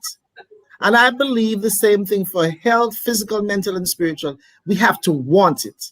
So it's not about what Curtis is saying or Mark is saying. What do we need to have healthy lives? And whether we agree or not, it's in that book. But have you noticed, whenever there is a health discussion, generally, about 90% of that discussion is usually on diet and what we eat. Yeah. We don't talk much about physical activity. We don't talk much about stress management and stuff like that. I was happy when you, Dr. Judith, mentioned that you work out. In addition to trying to eat healthy, which you do, you also work out. And also Mark made the point that he made the point for physical activity. So we have to complement what we eat. If you really move back to a plant-based diet as close as you can. But let me share with you a powerful piece of our research that came out from Loma Linda University. A research was done and it found that people who eat meat, right, at least one time a week or so, do better than people who don't eat meat at all and don't exercise. Okay. People who eat meat once or twice a week and exercise, do better health-wise than people who are vegetarians. They don't eat meat at all, but they don't exercise. Yes, so exercise is a great equalizer. So the point that Mark was making is solid is that he's talking about the exercise part of it, or the drunk, well, not the drunk man, the old man that walk. He walks. The drunk man. Sammy know the lady. There's a lady in Tobago. I grew up in Banacor, Tobago. Sammy from Mount Pleasant. There's a lady named Sister Joanna. She used to walk 5 miles to church every Saturday, every Sabbath. People stopping to give her a ride. No. You remember Sister Joanna, Sammy? That lady used to walk. Everybody knows the walking lady. The lady died at 103, 104. Exercise makes a big difference. The great equalizer. If you're eating healthy and you exercise and you manage stress, you manage your stress and you get enough sleep, you're on the way to optimal health, because that is what we all strive for. There's no such thing as perfect health. We strive for optimal health, which is a health at which you feel your best and at which your risk for disease is very low. That is what we're striving for. Let me bring another killer into the conversation here. We spoke earlier on about diabetes and sugar and its relation to sugar. Let's talk about high blood pressure and salt. Before we discuss that, I want to find out, are any of these illnesses hereditary? Or is it all based on the wrong choices in what we consume? Lifestyle. It's lifestyle. Wherever you find high rates of hypertension in the African diaspora, they have found high rates of hypertension, and they tend to think that it's because it's a black man's disease. You go to Brazil, where you have the largest amount of black people outside of Africa, 80 million. You come to the United States, where you have 43 million. You go to the Caribbean, where you have maybe 20-something million, including Cuba and all these places, right? You find wherever you go, wherever you find black people, you find high rates of hypertension. And at one time, they were trying to say it's a black disease. But some scientists found a tribe in Africa. When they went to Africa, they found high rates of hypertension in some of the tribes. But they found a particular tribe in Africa where there were no hypertension. very little to none. And so these guys left the States. One doctor who came and gave us that whole history, he went with the scientists. And he said they went among that tribe and observed to see why is it this tribe doesn't have any hypertension. They have other problems, but other tribes around, they have hypertension. And in 2 days, they found the answer.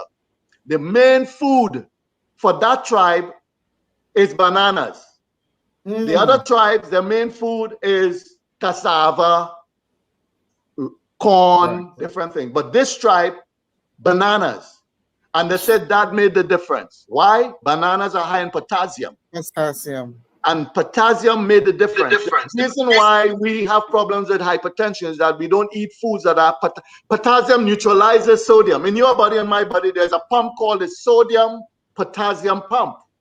When you eat foods that are high in potassium and you exercise and you eat a plant-based diet, you don't have to worry about hypertension. You see? And so we don't eat foods that are high in potassium. You need to find the foods that are high in potassium, increase your intake of potassium food, you exercise, you drink a lot of water, and of course you have to be moderate with the sodium, because some of the foods you eat, the processed foods, the refined foods, salt is the best preservative, right? And so your processed foods, your refined foods and sodium, and that is an issue. But once your diet is rich in potassium, that neutralizes the sodium. And so that's what we need to do, encourage people to eat more potassium. And what are the foods that are rich in potassium? Plant-based foods. But do you know that one medium banana, one banana provides about 110 calories, 0 fat. It has protein, a very small amount, carbohydrates, about 28 grams of carbohydrates, potassium, sugar, that natural sugar that you spoke about. It also contains that potassium very high, 450 milligrams of potassium in one banana. Figs. You know figs? Figs are high. Yeah, hold on. Let me finish this one. I want to tie this into the next point we need to bring up. One banana contains 3 grams of fat. 3 grams of fiber. So segue from that conversation into the importance of fiber in the diet. Fiber is very important. We need about 30 grams of fiber a day, and you only get fiber in a plant-based diet. There's no fiber in meat. There's no fiber in ice cream. There's no fiber in cake. You only get fiber in fruits, vegetables, nuts, and grains. You know what they have discovered? In the United States, where the diet is high in meat, right? A guy made the observation that when you go into the bathroom to do what you need to do, number one, right? We normally in the Western world, people go in the bathroom, and in the bathroom there's a little library. You have your Ebony magazine, you have your Jet magazine, you have your because you have to sit down there, and you force a little piece comes out. You force a little more, a little piece comes out. You force a little more. When you eat a high fiber plant-based foods that are high in fiber, going to the bathroom is a pleasant experience, and you don't stay in there too long. You go in there, it comes out, and it's a pleasant experience. Endorphins are released. You know when you get a good one. But when you eat a meat-based diet, you don't get the fiber, right? The fiber. Do you know they say that 75% of Americans, and most of the research are done in America, are subclinically constipated. Subclinically, 75%. And it's because of the meat-based diet. What does sub mean? Sub means that there's an underlying thing happening, that if you continue, you're going to have colon cancer, or you're going to have, my brother Mark Chase, there's a direct relation between meat eating and colon cancer. You're going to have colon cancer, you're going to have diverticulosis, you're going to have irritable bowel syndrome, and all these digestive-related diseases, right? But a plant-based diet is rich in fiber, and we need about 30 grams a day. And you don't have to eat a whole lot of food to get the fiber you need. You eat a little bit of salad, you get all the fiber you need for the day, 25 to 30 grams, right? You get your fiber in there. 7-grain bread, whole wheat bread, fiber. Brown rice, fiber. There's no fiber in white rice. That is why white rice cooks so quickly. Brown rice takes longer to cook because of the fiber. There's 3 parts of a grain. There's the germ, there's the endosperm, and there's the bran. When you take a grain and you refine that grain, you remove the bran. You still get the endosperm, right? where you get the carbohydrates, and you have the germ where you have the minerals and the vitamins. So when you eat white rice, you really don't get much minerals and vitamins because the germ is gone. You don't get any bran because the fiber is gone. What you get is the endosperm, the carbohydrates. So from white rice and brown rice, you get the same amount of carbohydrates, but you don't get much vitamins and minerals in white rice. You do get it in brown rice. And you get fiber, the bran. Dr. Henry, let me tell you when something. you go to the bathroom, Mr. Chase, you don't have to make funny sounds like no, you don't be doing that. Let me tell you something. Everything that you just said to eat, I end up in the hospital with stomach bleeds. I could discuss that with you. No, I already know what it is. Things you mentioned, corn, a lot of the brands. I eat meat and green vegetables, spinach, string bean, from time to time, with the little cabbage things that Brussels sprout. That's about it. But you I don't end up in the hospital. But the majority of my diet is protein. Is pure animal protein. I don't have high cholesterol. I don't have hypertension. I certainly don't have gout. I am not morbidly obese. I can go out here and do my exercise. But in terms of my diet, it's not plant-based. I've been doing this for 34 years. I had my first stomach bleed. I get the impression, Mr. Mark, that you do eat a lot of vegetables, even though you eat meat, right? No, I don't eat a lot of vegetables. You eat meat every day? Do you eat meat every day? Every single day. You eat meat every day? Single day, three meals a day. Okay, and what is your cholesterol level? My cholesterol level is actually very good. What is it? What is it number wise? Oh, I can. If you don't mind sharing. No, I don't mind sharing. I have to go in the back and get it. The last time it was taken, it was excellent. Cholesterol, I have no. Let's get. We'd like to see some numbers. No issue. My blood pressure generally is about 90/70. You exercise? You're physically active? Yes. That makes a difference. Yes. You see, you're physically active. You eat meat. As I told you, this Loma Linda study, people who eat meat but are physically active do better health-wise than people who don't eat meat and are not physically active. You are physical. Most people are not like you. So when you go ahead telling people it's okay to eat meat, you're talking about people who are not exercising. They're going to die and leave you right here. You exercising, you're physically active, you're burning out the meat. I suspect you drink a lot of water. I suspect that you... Not so much. No. I drink more bourbon and water. Well, you need to drink more water, brother. Before we run away, because we were talking about, going to the room and sit on the throne. For the average person in the diaspora experience, because I know for people it's different, what would be the right number for us to go per day to be considered healthy? Well, what I've read is that a person who's on a plant-based diet, a diet that is very high in fiber, generally would go at least twice a day. But once a day, it's okay. Do you know some people don't have a bowel movement in 24 hours, a whole day pass and don't get a bowel movement? To a lot of people, that's normal. That is not normal. You at least should go once a day. But people on a plant-based diet, I mean, fruits, vegetables, nuts, grains, legumes, high fiber diet, usually go at least twice a day. I had a former classmate. This is many years ago. I've been in Florida 20 years, so this is before that. Beautiful girl, normal body weight, even on the slim side, who told me that she doesn't go more than once a week. I almost fell out. Whoa.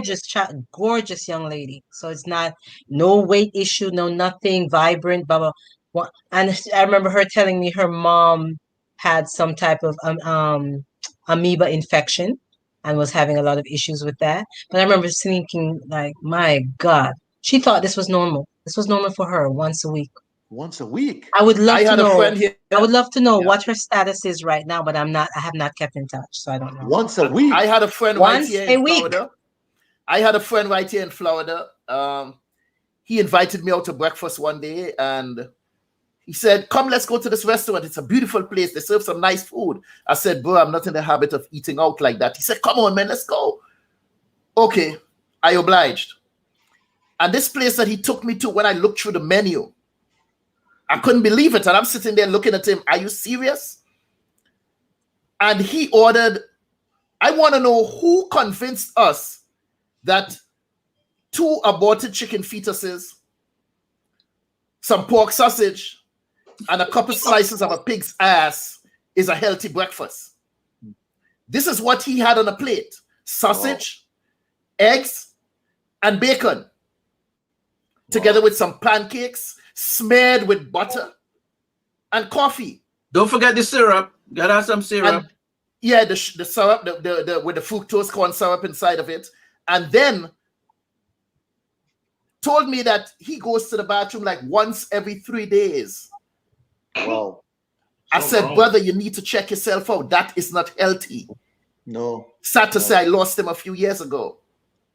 Because by the time he found out something was wrong with him, it was way too late. He had stage 4 colon cancer. How could someone not go to the bathroom when the day comes and think that this is normal? Once a week? Once every 3 days? You're sick. You're sick. You're walking around sick and you don't even know it. Before we run out of time, before we run out of time, there's another. I wanted to be a little long-winded on. Let me be a little long-winded on this. I want to discuss for a minute the issue of prostate cancer in the Black community. That's very important. Are we as a people predisposed to this illness? No. Or are we just doing something wrong? And No. the second half of that question, Earl, are the numbers the same for Africans on the continent? No. Just like hypertension, prostate cancer is not a Black disease, as some people try to pretend, because when you go to the motherland, Black African men have the lowest rates of prostate cancer in the world. Right? So you find high rates. African American men and Caribbean men are now mirroring that. Caribbean American men and African American men have the highest rate of colon cancer and prostate cancer in the world. Highest rate mortality, highest rate morbidity. And it's a lifestyle issue. It's a lifestyle issue. It's not a genetic issue. It's not a Black issue. It's not a, because in Africa, African men have the lowest rates in the world, right? And again, it comes to diet and lifestyle, right? Prostate cancer is the slowest growing cancer compared to all the other cancers. As a matter of fact, according to research, that cancer will stay in your prostate gland for some people up to 20 years before it breaks out. No man is supposed to die from prostate cancer. If every man would go and have his prostate checked at least once or twice, I do it twice a year because on my mother's side, I have some cousins and uncles who had prostatectomy and had prostate cancer and all that. More on my mother's side, right? So there's a familial link. It's not a Black link, it's a familial link. That's different. And so I make sure when I go and I get my DRE, some men don't want to have that done. I rather live. But the doctor put on a glove and he pushes his hand in your rectum and he feels the prostate. The DRE, or he would do a PSA, which is a prostate specific antigen, to make sure that you don't have that antigen in the blood. If it's over 4, then red lights go up. But the point I'm trying to make is a lifestyle. Black men don't want to go to get their prostate. They don't want to go. They don't want And to the thing about it is that the point I was making is that the prostate cancer takes a long time to it stays in the gland for years. But when it breaks out, all hell breaks loose. It goes straight to your brain, or it goes to your lung, or it goes to your liver, and you get liver cancer, but the original source was the prostate. So no man really is supposed to die from prostate cancer.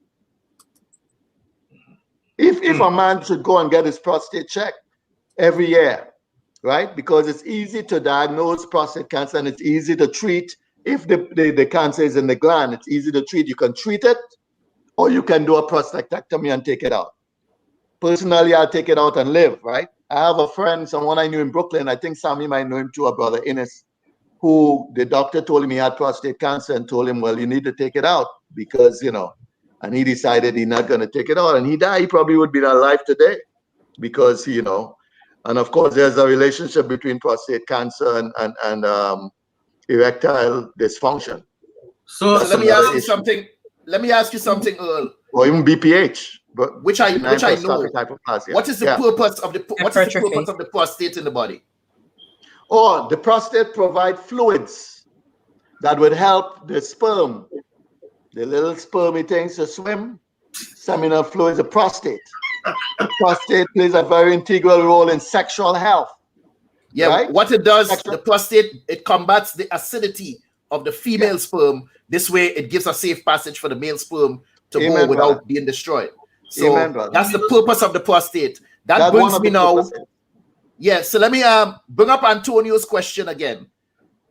Antonio's asking the question, does masturbation cause or assist in any way with prostate cancer? As a matter of fact, I'm going to tell you something that might shock you.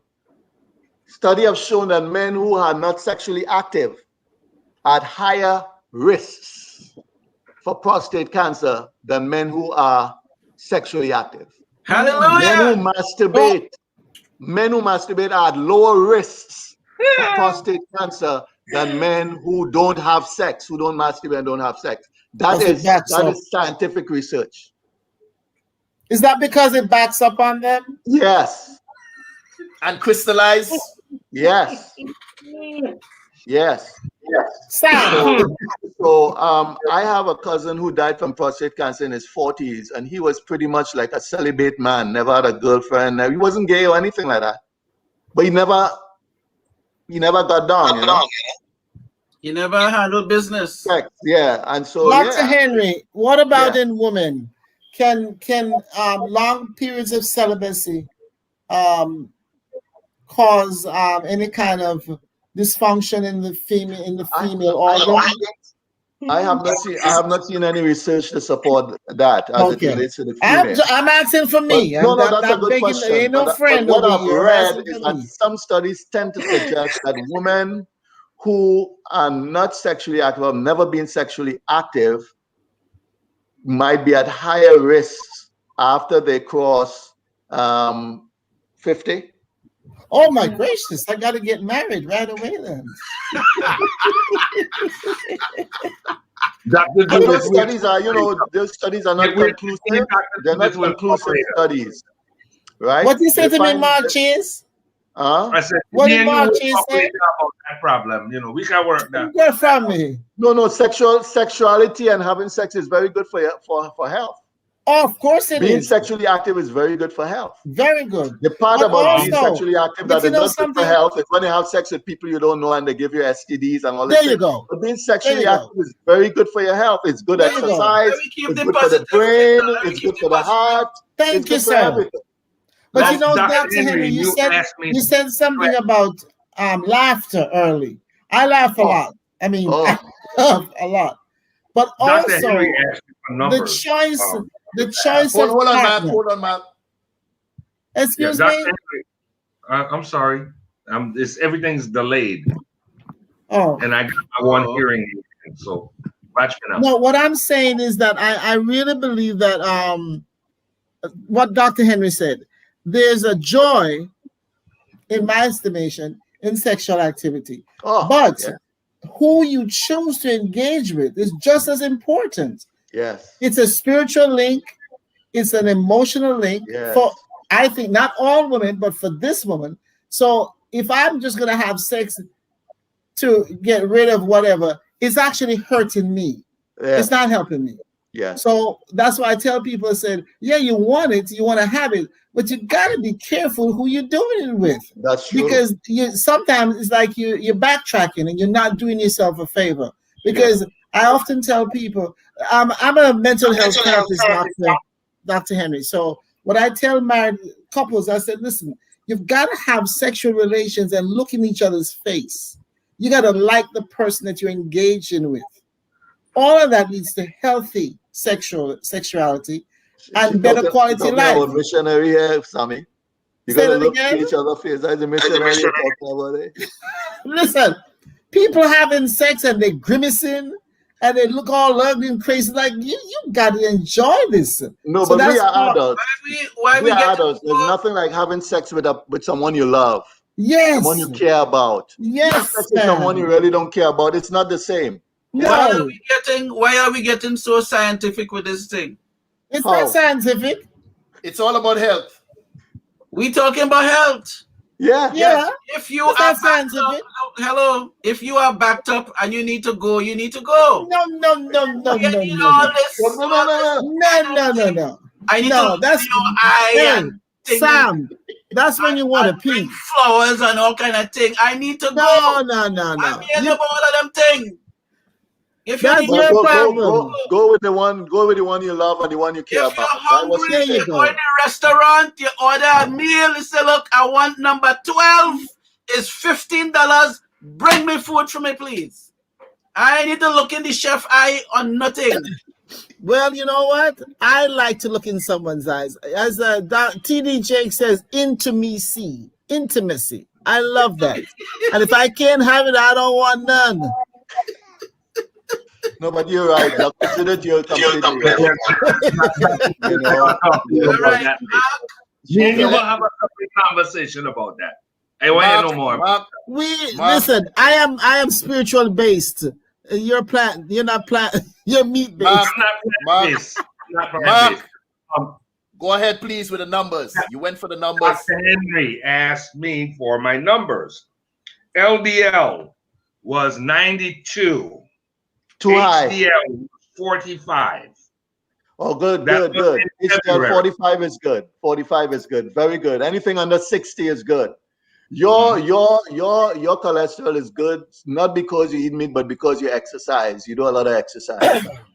That's the great equalizer. Since I've been at home and not going out, I do is walk around my pool in my house. You swim. You swim in the pool.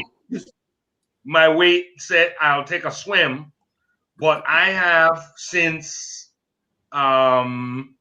March of last year, I went from 172 pounds to 214. But still, this is where my numbers were. My blood pressure is usually about 80/55. So I have low blood pressure. Yes, very low. 55 is a diastolic, and your doctor told you that's okay? It's been okay all my life. 55 diastolic? All my life. 80 systolic, 55 diastolic. Okay, I guess it works for you. Yeah. That's because he's a former runner. That's why. Yeah, all these things come back to bless you. Yeah, that's right. So but you can't take your lifestyle and what you're doing and tell people that it's okay to eat because those people are not exercising as you do, or they're not doing things like you do. But I know you know in your heart that a plant-based diet is far superior than a meat-based diet. We know that. Right, Mr. Chase? What type of weight did you gain, Mark? Huh? Oh man, I really. It's all it. Man, I got jiggles in places I never felt before. I get up off the couch. I say, man, I need to go out here and do some work, and I feel parts of me moving that probably would move on your body, Curtis. But I'm not used to you moving on mine. And so you gain weight and your numbers were the same. You gain weight, you gain 30 pounds, and your numbers stayed the same. Yes. The only thing that I notice, that I really notice, is when I go out to do some work and I get out of breath. I say, let me go in the house, and take my time, because I'm carrying, load that I didn't have. But I think as I can get out and do more, but I got all kind of rod that's hanging off of me in places I didn't know. Stop that. Okay, let me bring one more important You know what issue. I said? When my thighs become too romantic, then I gotta do something. Yeah, I have no lard hanging off of me. What's wrong with you? Look, baby, your ties can never be too romantic. Don't worry. Gentlemen, ladies, before we close out, we often speak about the price of health food, which, if you notice, the good stuff in the supermarket, they generally put it at a higher price. And the garbage, like you mentioned with the food in McDonald's, you get a whole meal for $4 because it's unhealthy. So we speak about healthy food being expensive, but we also need to take a look at the price of healthcare, which in turn end up being 10 times as expensive as the health food. So maybe we need to invest that little money and eat better. So before in closing out final arguments, I'm going to let you take the floor, Mark. See if you could wrap this up. I'll give you a minute. Well, I'm going to say this. I do believe that there are better quality foods than others. There's no question. If you go to Whole Foods rather than Fresco y Mas, you're going to do better. And I don't mean to call certain chains out, but I am a different soul. I ain't going to Whole Foods. I'm going to Half Foods because I can't afford all the rest of that. All right. Oh, this chicken has no byproduct, water, antibiotic. That's all right, man. Give me the Half Foods, not the whole. There are certain things I don't eat. I can't. So there are a lot of things I can avoid just out of my own health concerns that a lot of people don't and can't as a result of finance, whatever the situation may be. Now, I will, from time to time, feel a macaroni pie is right in order, but I pay for it. I pay hard for it. We all have to do what's within our capability. And staying healthy has a lot to do with our motion, exercise.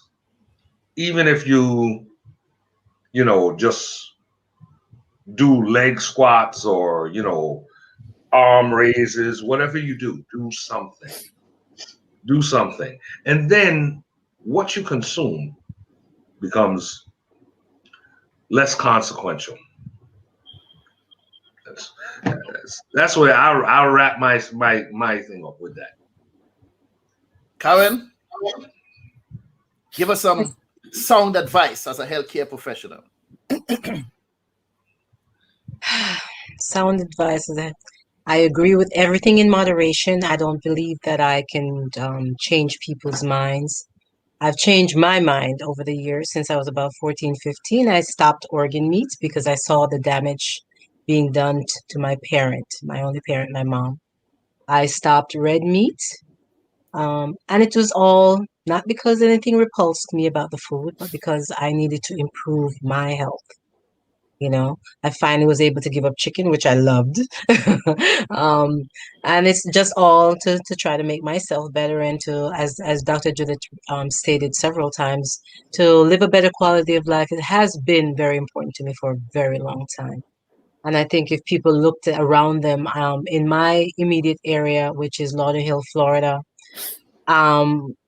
I came here 20 years ago to Florida. And when I look in this area over the last decade or so, the amount of people that I can identify readily who are stroke patients or have vascular issues, I'm able to assess just based on history. And so that's not the way I want to go. I would love to be able to lift myself up off the floor if something happened and stuff. So I've worked on myself, what somebody else wants to learn from that, by all means. And I'm still continuing to do that. Dr. Judith, 60 seconds. That's too long.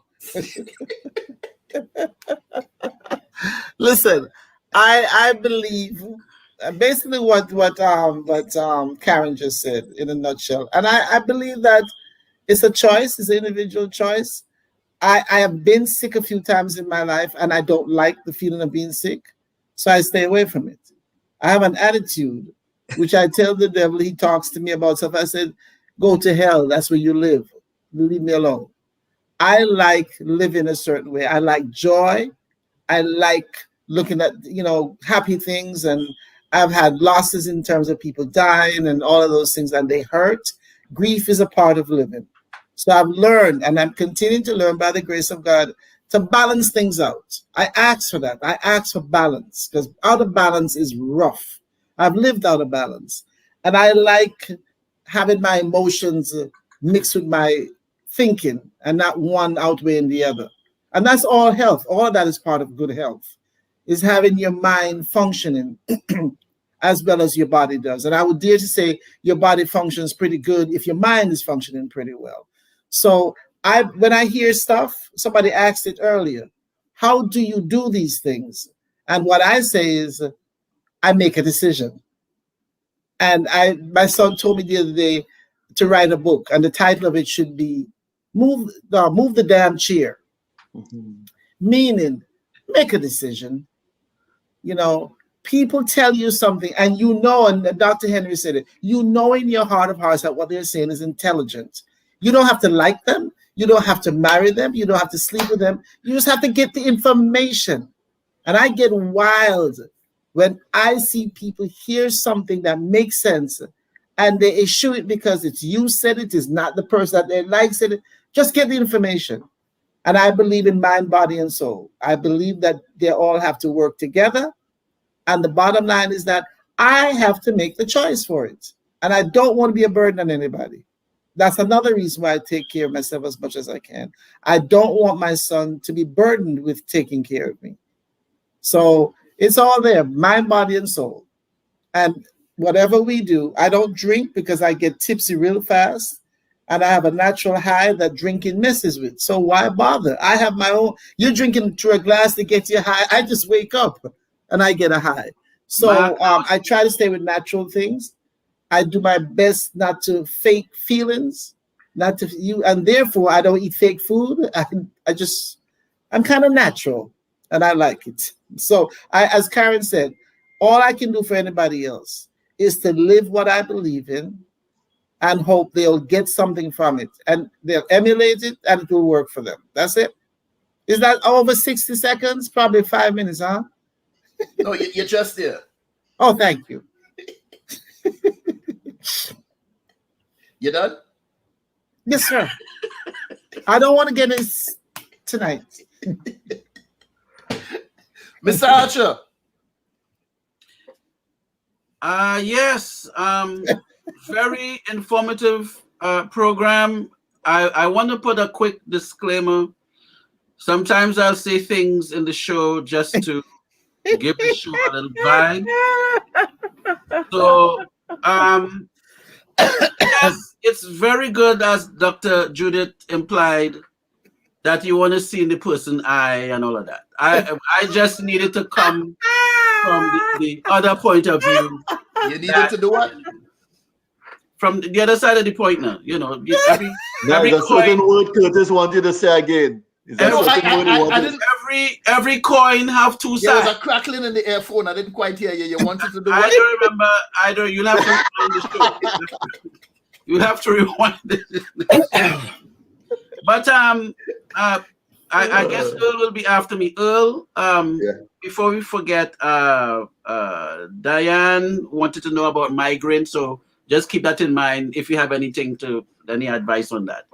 But my last point is, Antonio asks, talk is easy, and it's true, talk is easy, but talk is necessary, because with talking, we say something and we put it in the universe.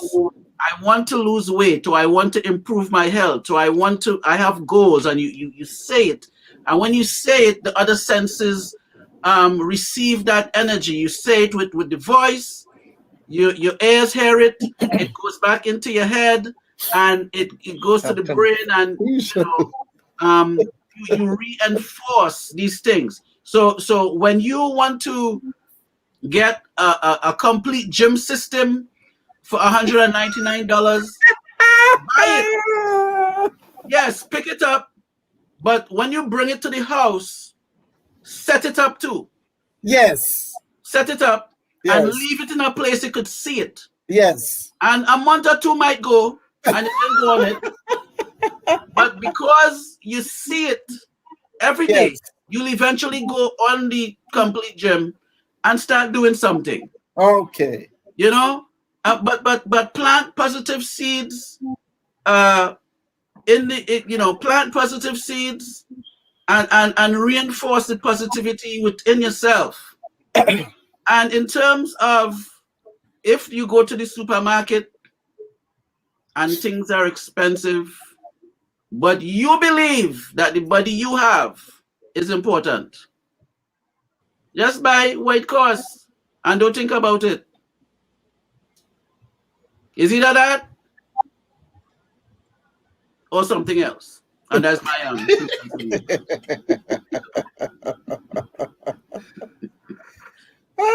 I'd like to give a shot. Let me acknowledge all the people in the chat this evening.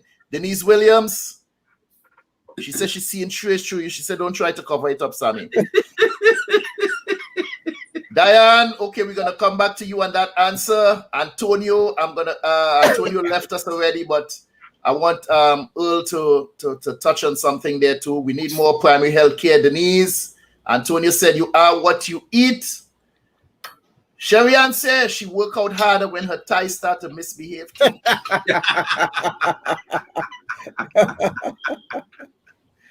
Denise Williams said that you packed it on Mr. Mark. I think she was talking to you, Earl, because I was not harsh on Mark tonight. I was not harsh on Mark tonight. I was my regular self. That was my regular self. So if somebody think I was being harsh with Mark, they don't really know me and Mark. I thought she meant weight when she said you packed it on, Mark. Yes. Oh, I thought. Yes. Oh, he packed on the weight. Yes. Oh, I thought she was talking about somebody being harsh. When he talked about his weight, that comment came up. Oh yeah. He was just sitting around doing nothing during COVID. That's right. Dr. Judith, once you like the person and all that, sex is good. Then on the next, then on to the next. Or it's one person. To the next. I am happy that didn't come from me. Thank you, Lord. Enjoy it and keep moving on. Okay, Sammy Archer, you're safe. Okay, Sammy. Yes, I was asking Earl earlier on when Earl said he went to the doctor and he tested the prostate. Asked the question, Earl, 1 or 2 fingers? And Earl said, I keep going back. Earl, you know the doctor on a first name basis right now? The doctors usually use 2 fingers when they're doing the DRE. And every man, not just an Earl, and every man. After he says good morning. Yeah. That sounds like a violation, man. You know how many men are dead now because they just didn't want to. They refused to get violated. I want to live, bro. Antonio Phillips said when we brought up the prostate issue, Antonio said it was great to make this a next topic. This conversation, in my opinion, it needs some time by itself because I'll be transparent here and say that I have never had a prostate exam. And I do believe I spoke about it way back in the beginning of the show that if we're going to be transparent, that's one of the issues that we need to bring up here with Sam. And I think we need to go get that done and reveal it right here. Because if we're being truthful to the people and being transparent, then we have to be transparent and we have to do what it is. Reveal that we violated, Sam. What we advising other people to do. Whether they stick something in your nose hole, swab your tongue, whatever it might be, is something we need to go and do and and reveal that this way we practice what we preach and not just talking the talk. And we go right back through the chat. Denise, Antonio, Everybody, who else? Lucy joined us earlier on. Denise, thank you all so much for joining the show. Thank you all for the continued support. Andrea, is it Fania or Fania? Fania, thank you for joining us very early in the show. Ellie Robertson, it was a pleasure having you. I urge you to continue supporting the show. Go to YouTube, subscribe to the channel, smash that subscribe button, as I often say, and give us a thumbs up. Leave us a comment. Let us know that we are, in fact, doing a good job. Dr. Henry. Yes. I'd like for you to speak on that issue of migraines. Diana asked that, and we don't want to ignore her question. Any advice for migraine headaches? And also speak on the importance of drinking tea. Tea. Well, I'll do that quickly because one thing I want to talk about in migraine, coming to it from the perspective of 8. There are 8 wonderful lifestyle values, 8 principles that I think if we all embrace those principles, that we'll experience better health and experience quality health, because as I say, we all strive for optimal health. And there's an institute in California that came up with this acronym for the 8 called New Start. I'm sure you must have heard about New Start, where the N is nutrition. And so I want to encourage us all to try to eat more of a plant-based diet. Of course, we have discussed that tonight. If you're going to decide to eat meat, let that be the exception rather than the rule. We all know science have shown us that a plant-based diet is far superior than a meat-based diet and more friends than one. E stands for exercise. We should exercise every day, at least 30 to 60 minutes a day. Exercise is different from physical activity. Physical activity is anything you do to exercise the muscle and to keep the heart racing. Anything you do, you climb a tree, you mow the lawn, that is physical activity. But exercise is planned, structured physical activity that planned and structured. So you follow a planned or structured program every day, whether it's aerobic exercise or resistive exercise or whatever. That is recommended. The W stands for water. We want to make sure that we drink at least half our body weight, divide your body weight by 2, and that is the amount of fluid ounces of water that we need. As you guys know, 70% of your muscles, 75% of the human body, 60% of our body weight, 60% of our lungs, 92% of blood, 80% of our lungs are all water. We're all water. 82 to 92% of our brain made up of water, right? Our cells are made up of water. 2/3 of all the water found in our cells and 1/3 found outside the cells, all right? So we want to drink adequate amounts of water every day, all right? Half our body weight. The S stands for sunlight, and we spoke about that tonight and how important sunlight is to convert that 7-dehydrocholesterol into vitamin D. Vitamin D is important for the absorption of calcium. The T stands for temperance, and Dr. Judith spoke about the importance of moderation and temperance in all things. And we all know that we ought to exercise moderation in every aspect of health. You can eat the best plant-based diet in the world, but if you're not moderate, even with the plant-based diet, you're going to get sick and die early. So we have to have moderation. Then the A stands for fresh air. We got to go out and get that fresh air every day. As Dr. Judith said, she was talking about going outside when she was not feeling as well. You got to go outside and do deep breathing exercises. Deep breathing exercises should be a daily thing that we do. And then the R stands for rest. What is recommended by the sleep scientists is 7 to 8 hours, but science has shown us that adults, we need up to 9 hours. Anything beyond 9 hours is not good for our health unless you're ill or whatever. And then the last T, we haven't spoken about that, but I'm sure all of us subscribe to the spiritual aspect of life, and that is trusting in God. When you trust in God, it impacts your life in more ways than one. You don't worry as much because you depend on Him. Your stress levels go down. You experience more eustress and less distress. So eustress is good stress, and distress is the stress that's taking us out. So trusting God, new start, nutrition, exercise, water, sunlight, temperance, air, rest, and trusting God. Now, coming back to migraine. Migraine headaches are caused by several factors. They're multifactorial. One can be an underlying clinical situation where you got to go and get treatment for that. The other one, migraines are caused by stress. Migraines can be caused by dehydration, not getting enough water. Simple. All right. So it depends on what the source of the migraine headache is. But I can assure you that if you embrace those 8 wonderful lifestyle values seriously, you would not have problems with migraines and all these problems that we experience when we are heavily stressed. And there was one more thing you talked about, T. Well, your herbal teas are very healthy teas. Your herbal teas, you want to stay away from your caffeinated teas. Caffeine has some advantages, but when we look at food, we have to look at the advantages, the cost-benefit ratio, advantages, disadvantages, right? There's some advantages in drinking caffeine, but we do know, and we can talk about that another time, the disadvantages far outweigh the advantages with the caffeine, right? And so the teas you want to drink are your herbal teas. And we know your herbal teas are healthier teas. Your herbal teas have nutrients. They provide nutrients to the body, your herbal teas.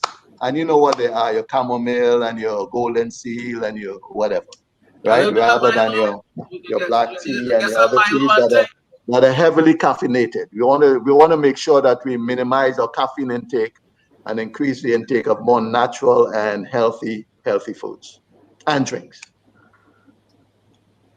So thank you so much for inviting me tonight. I really appreciate the invitation, everybody. Thank you, Curtis. Thank you, Karin. You called me on Sunday.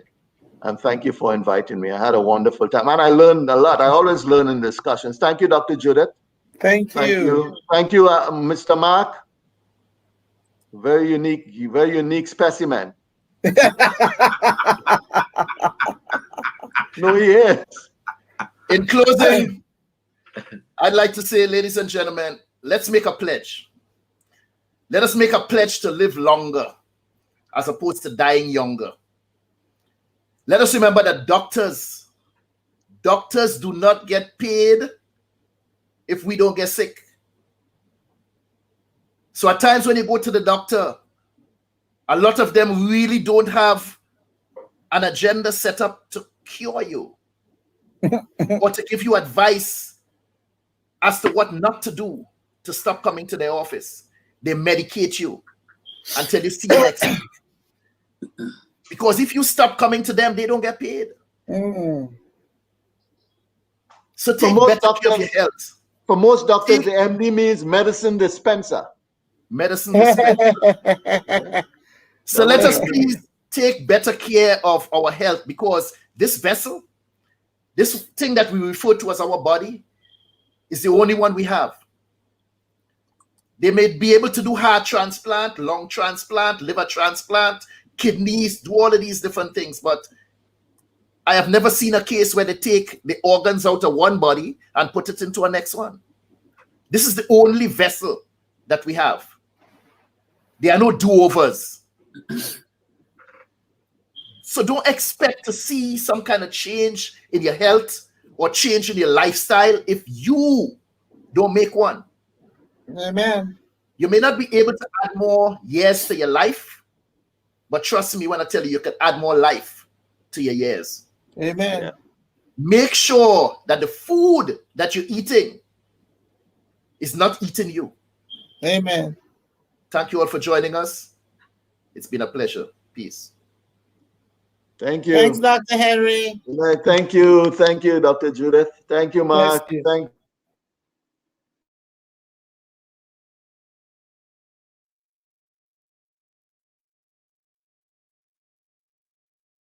you.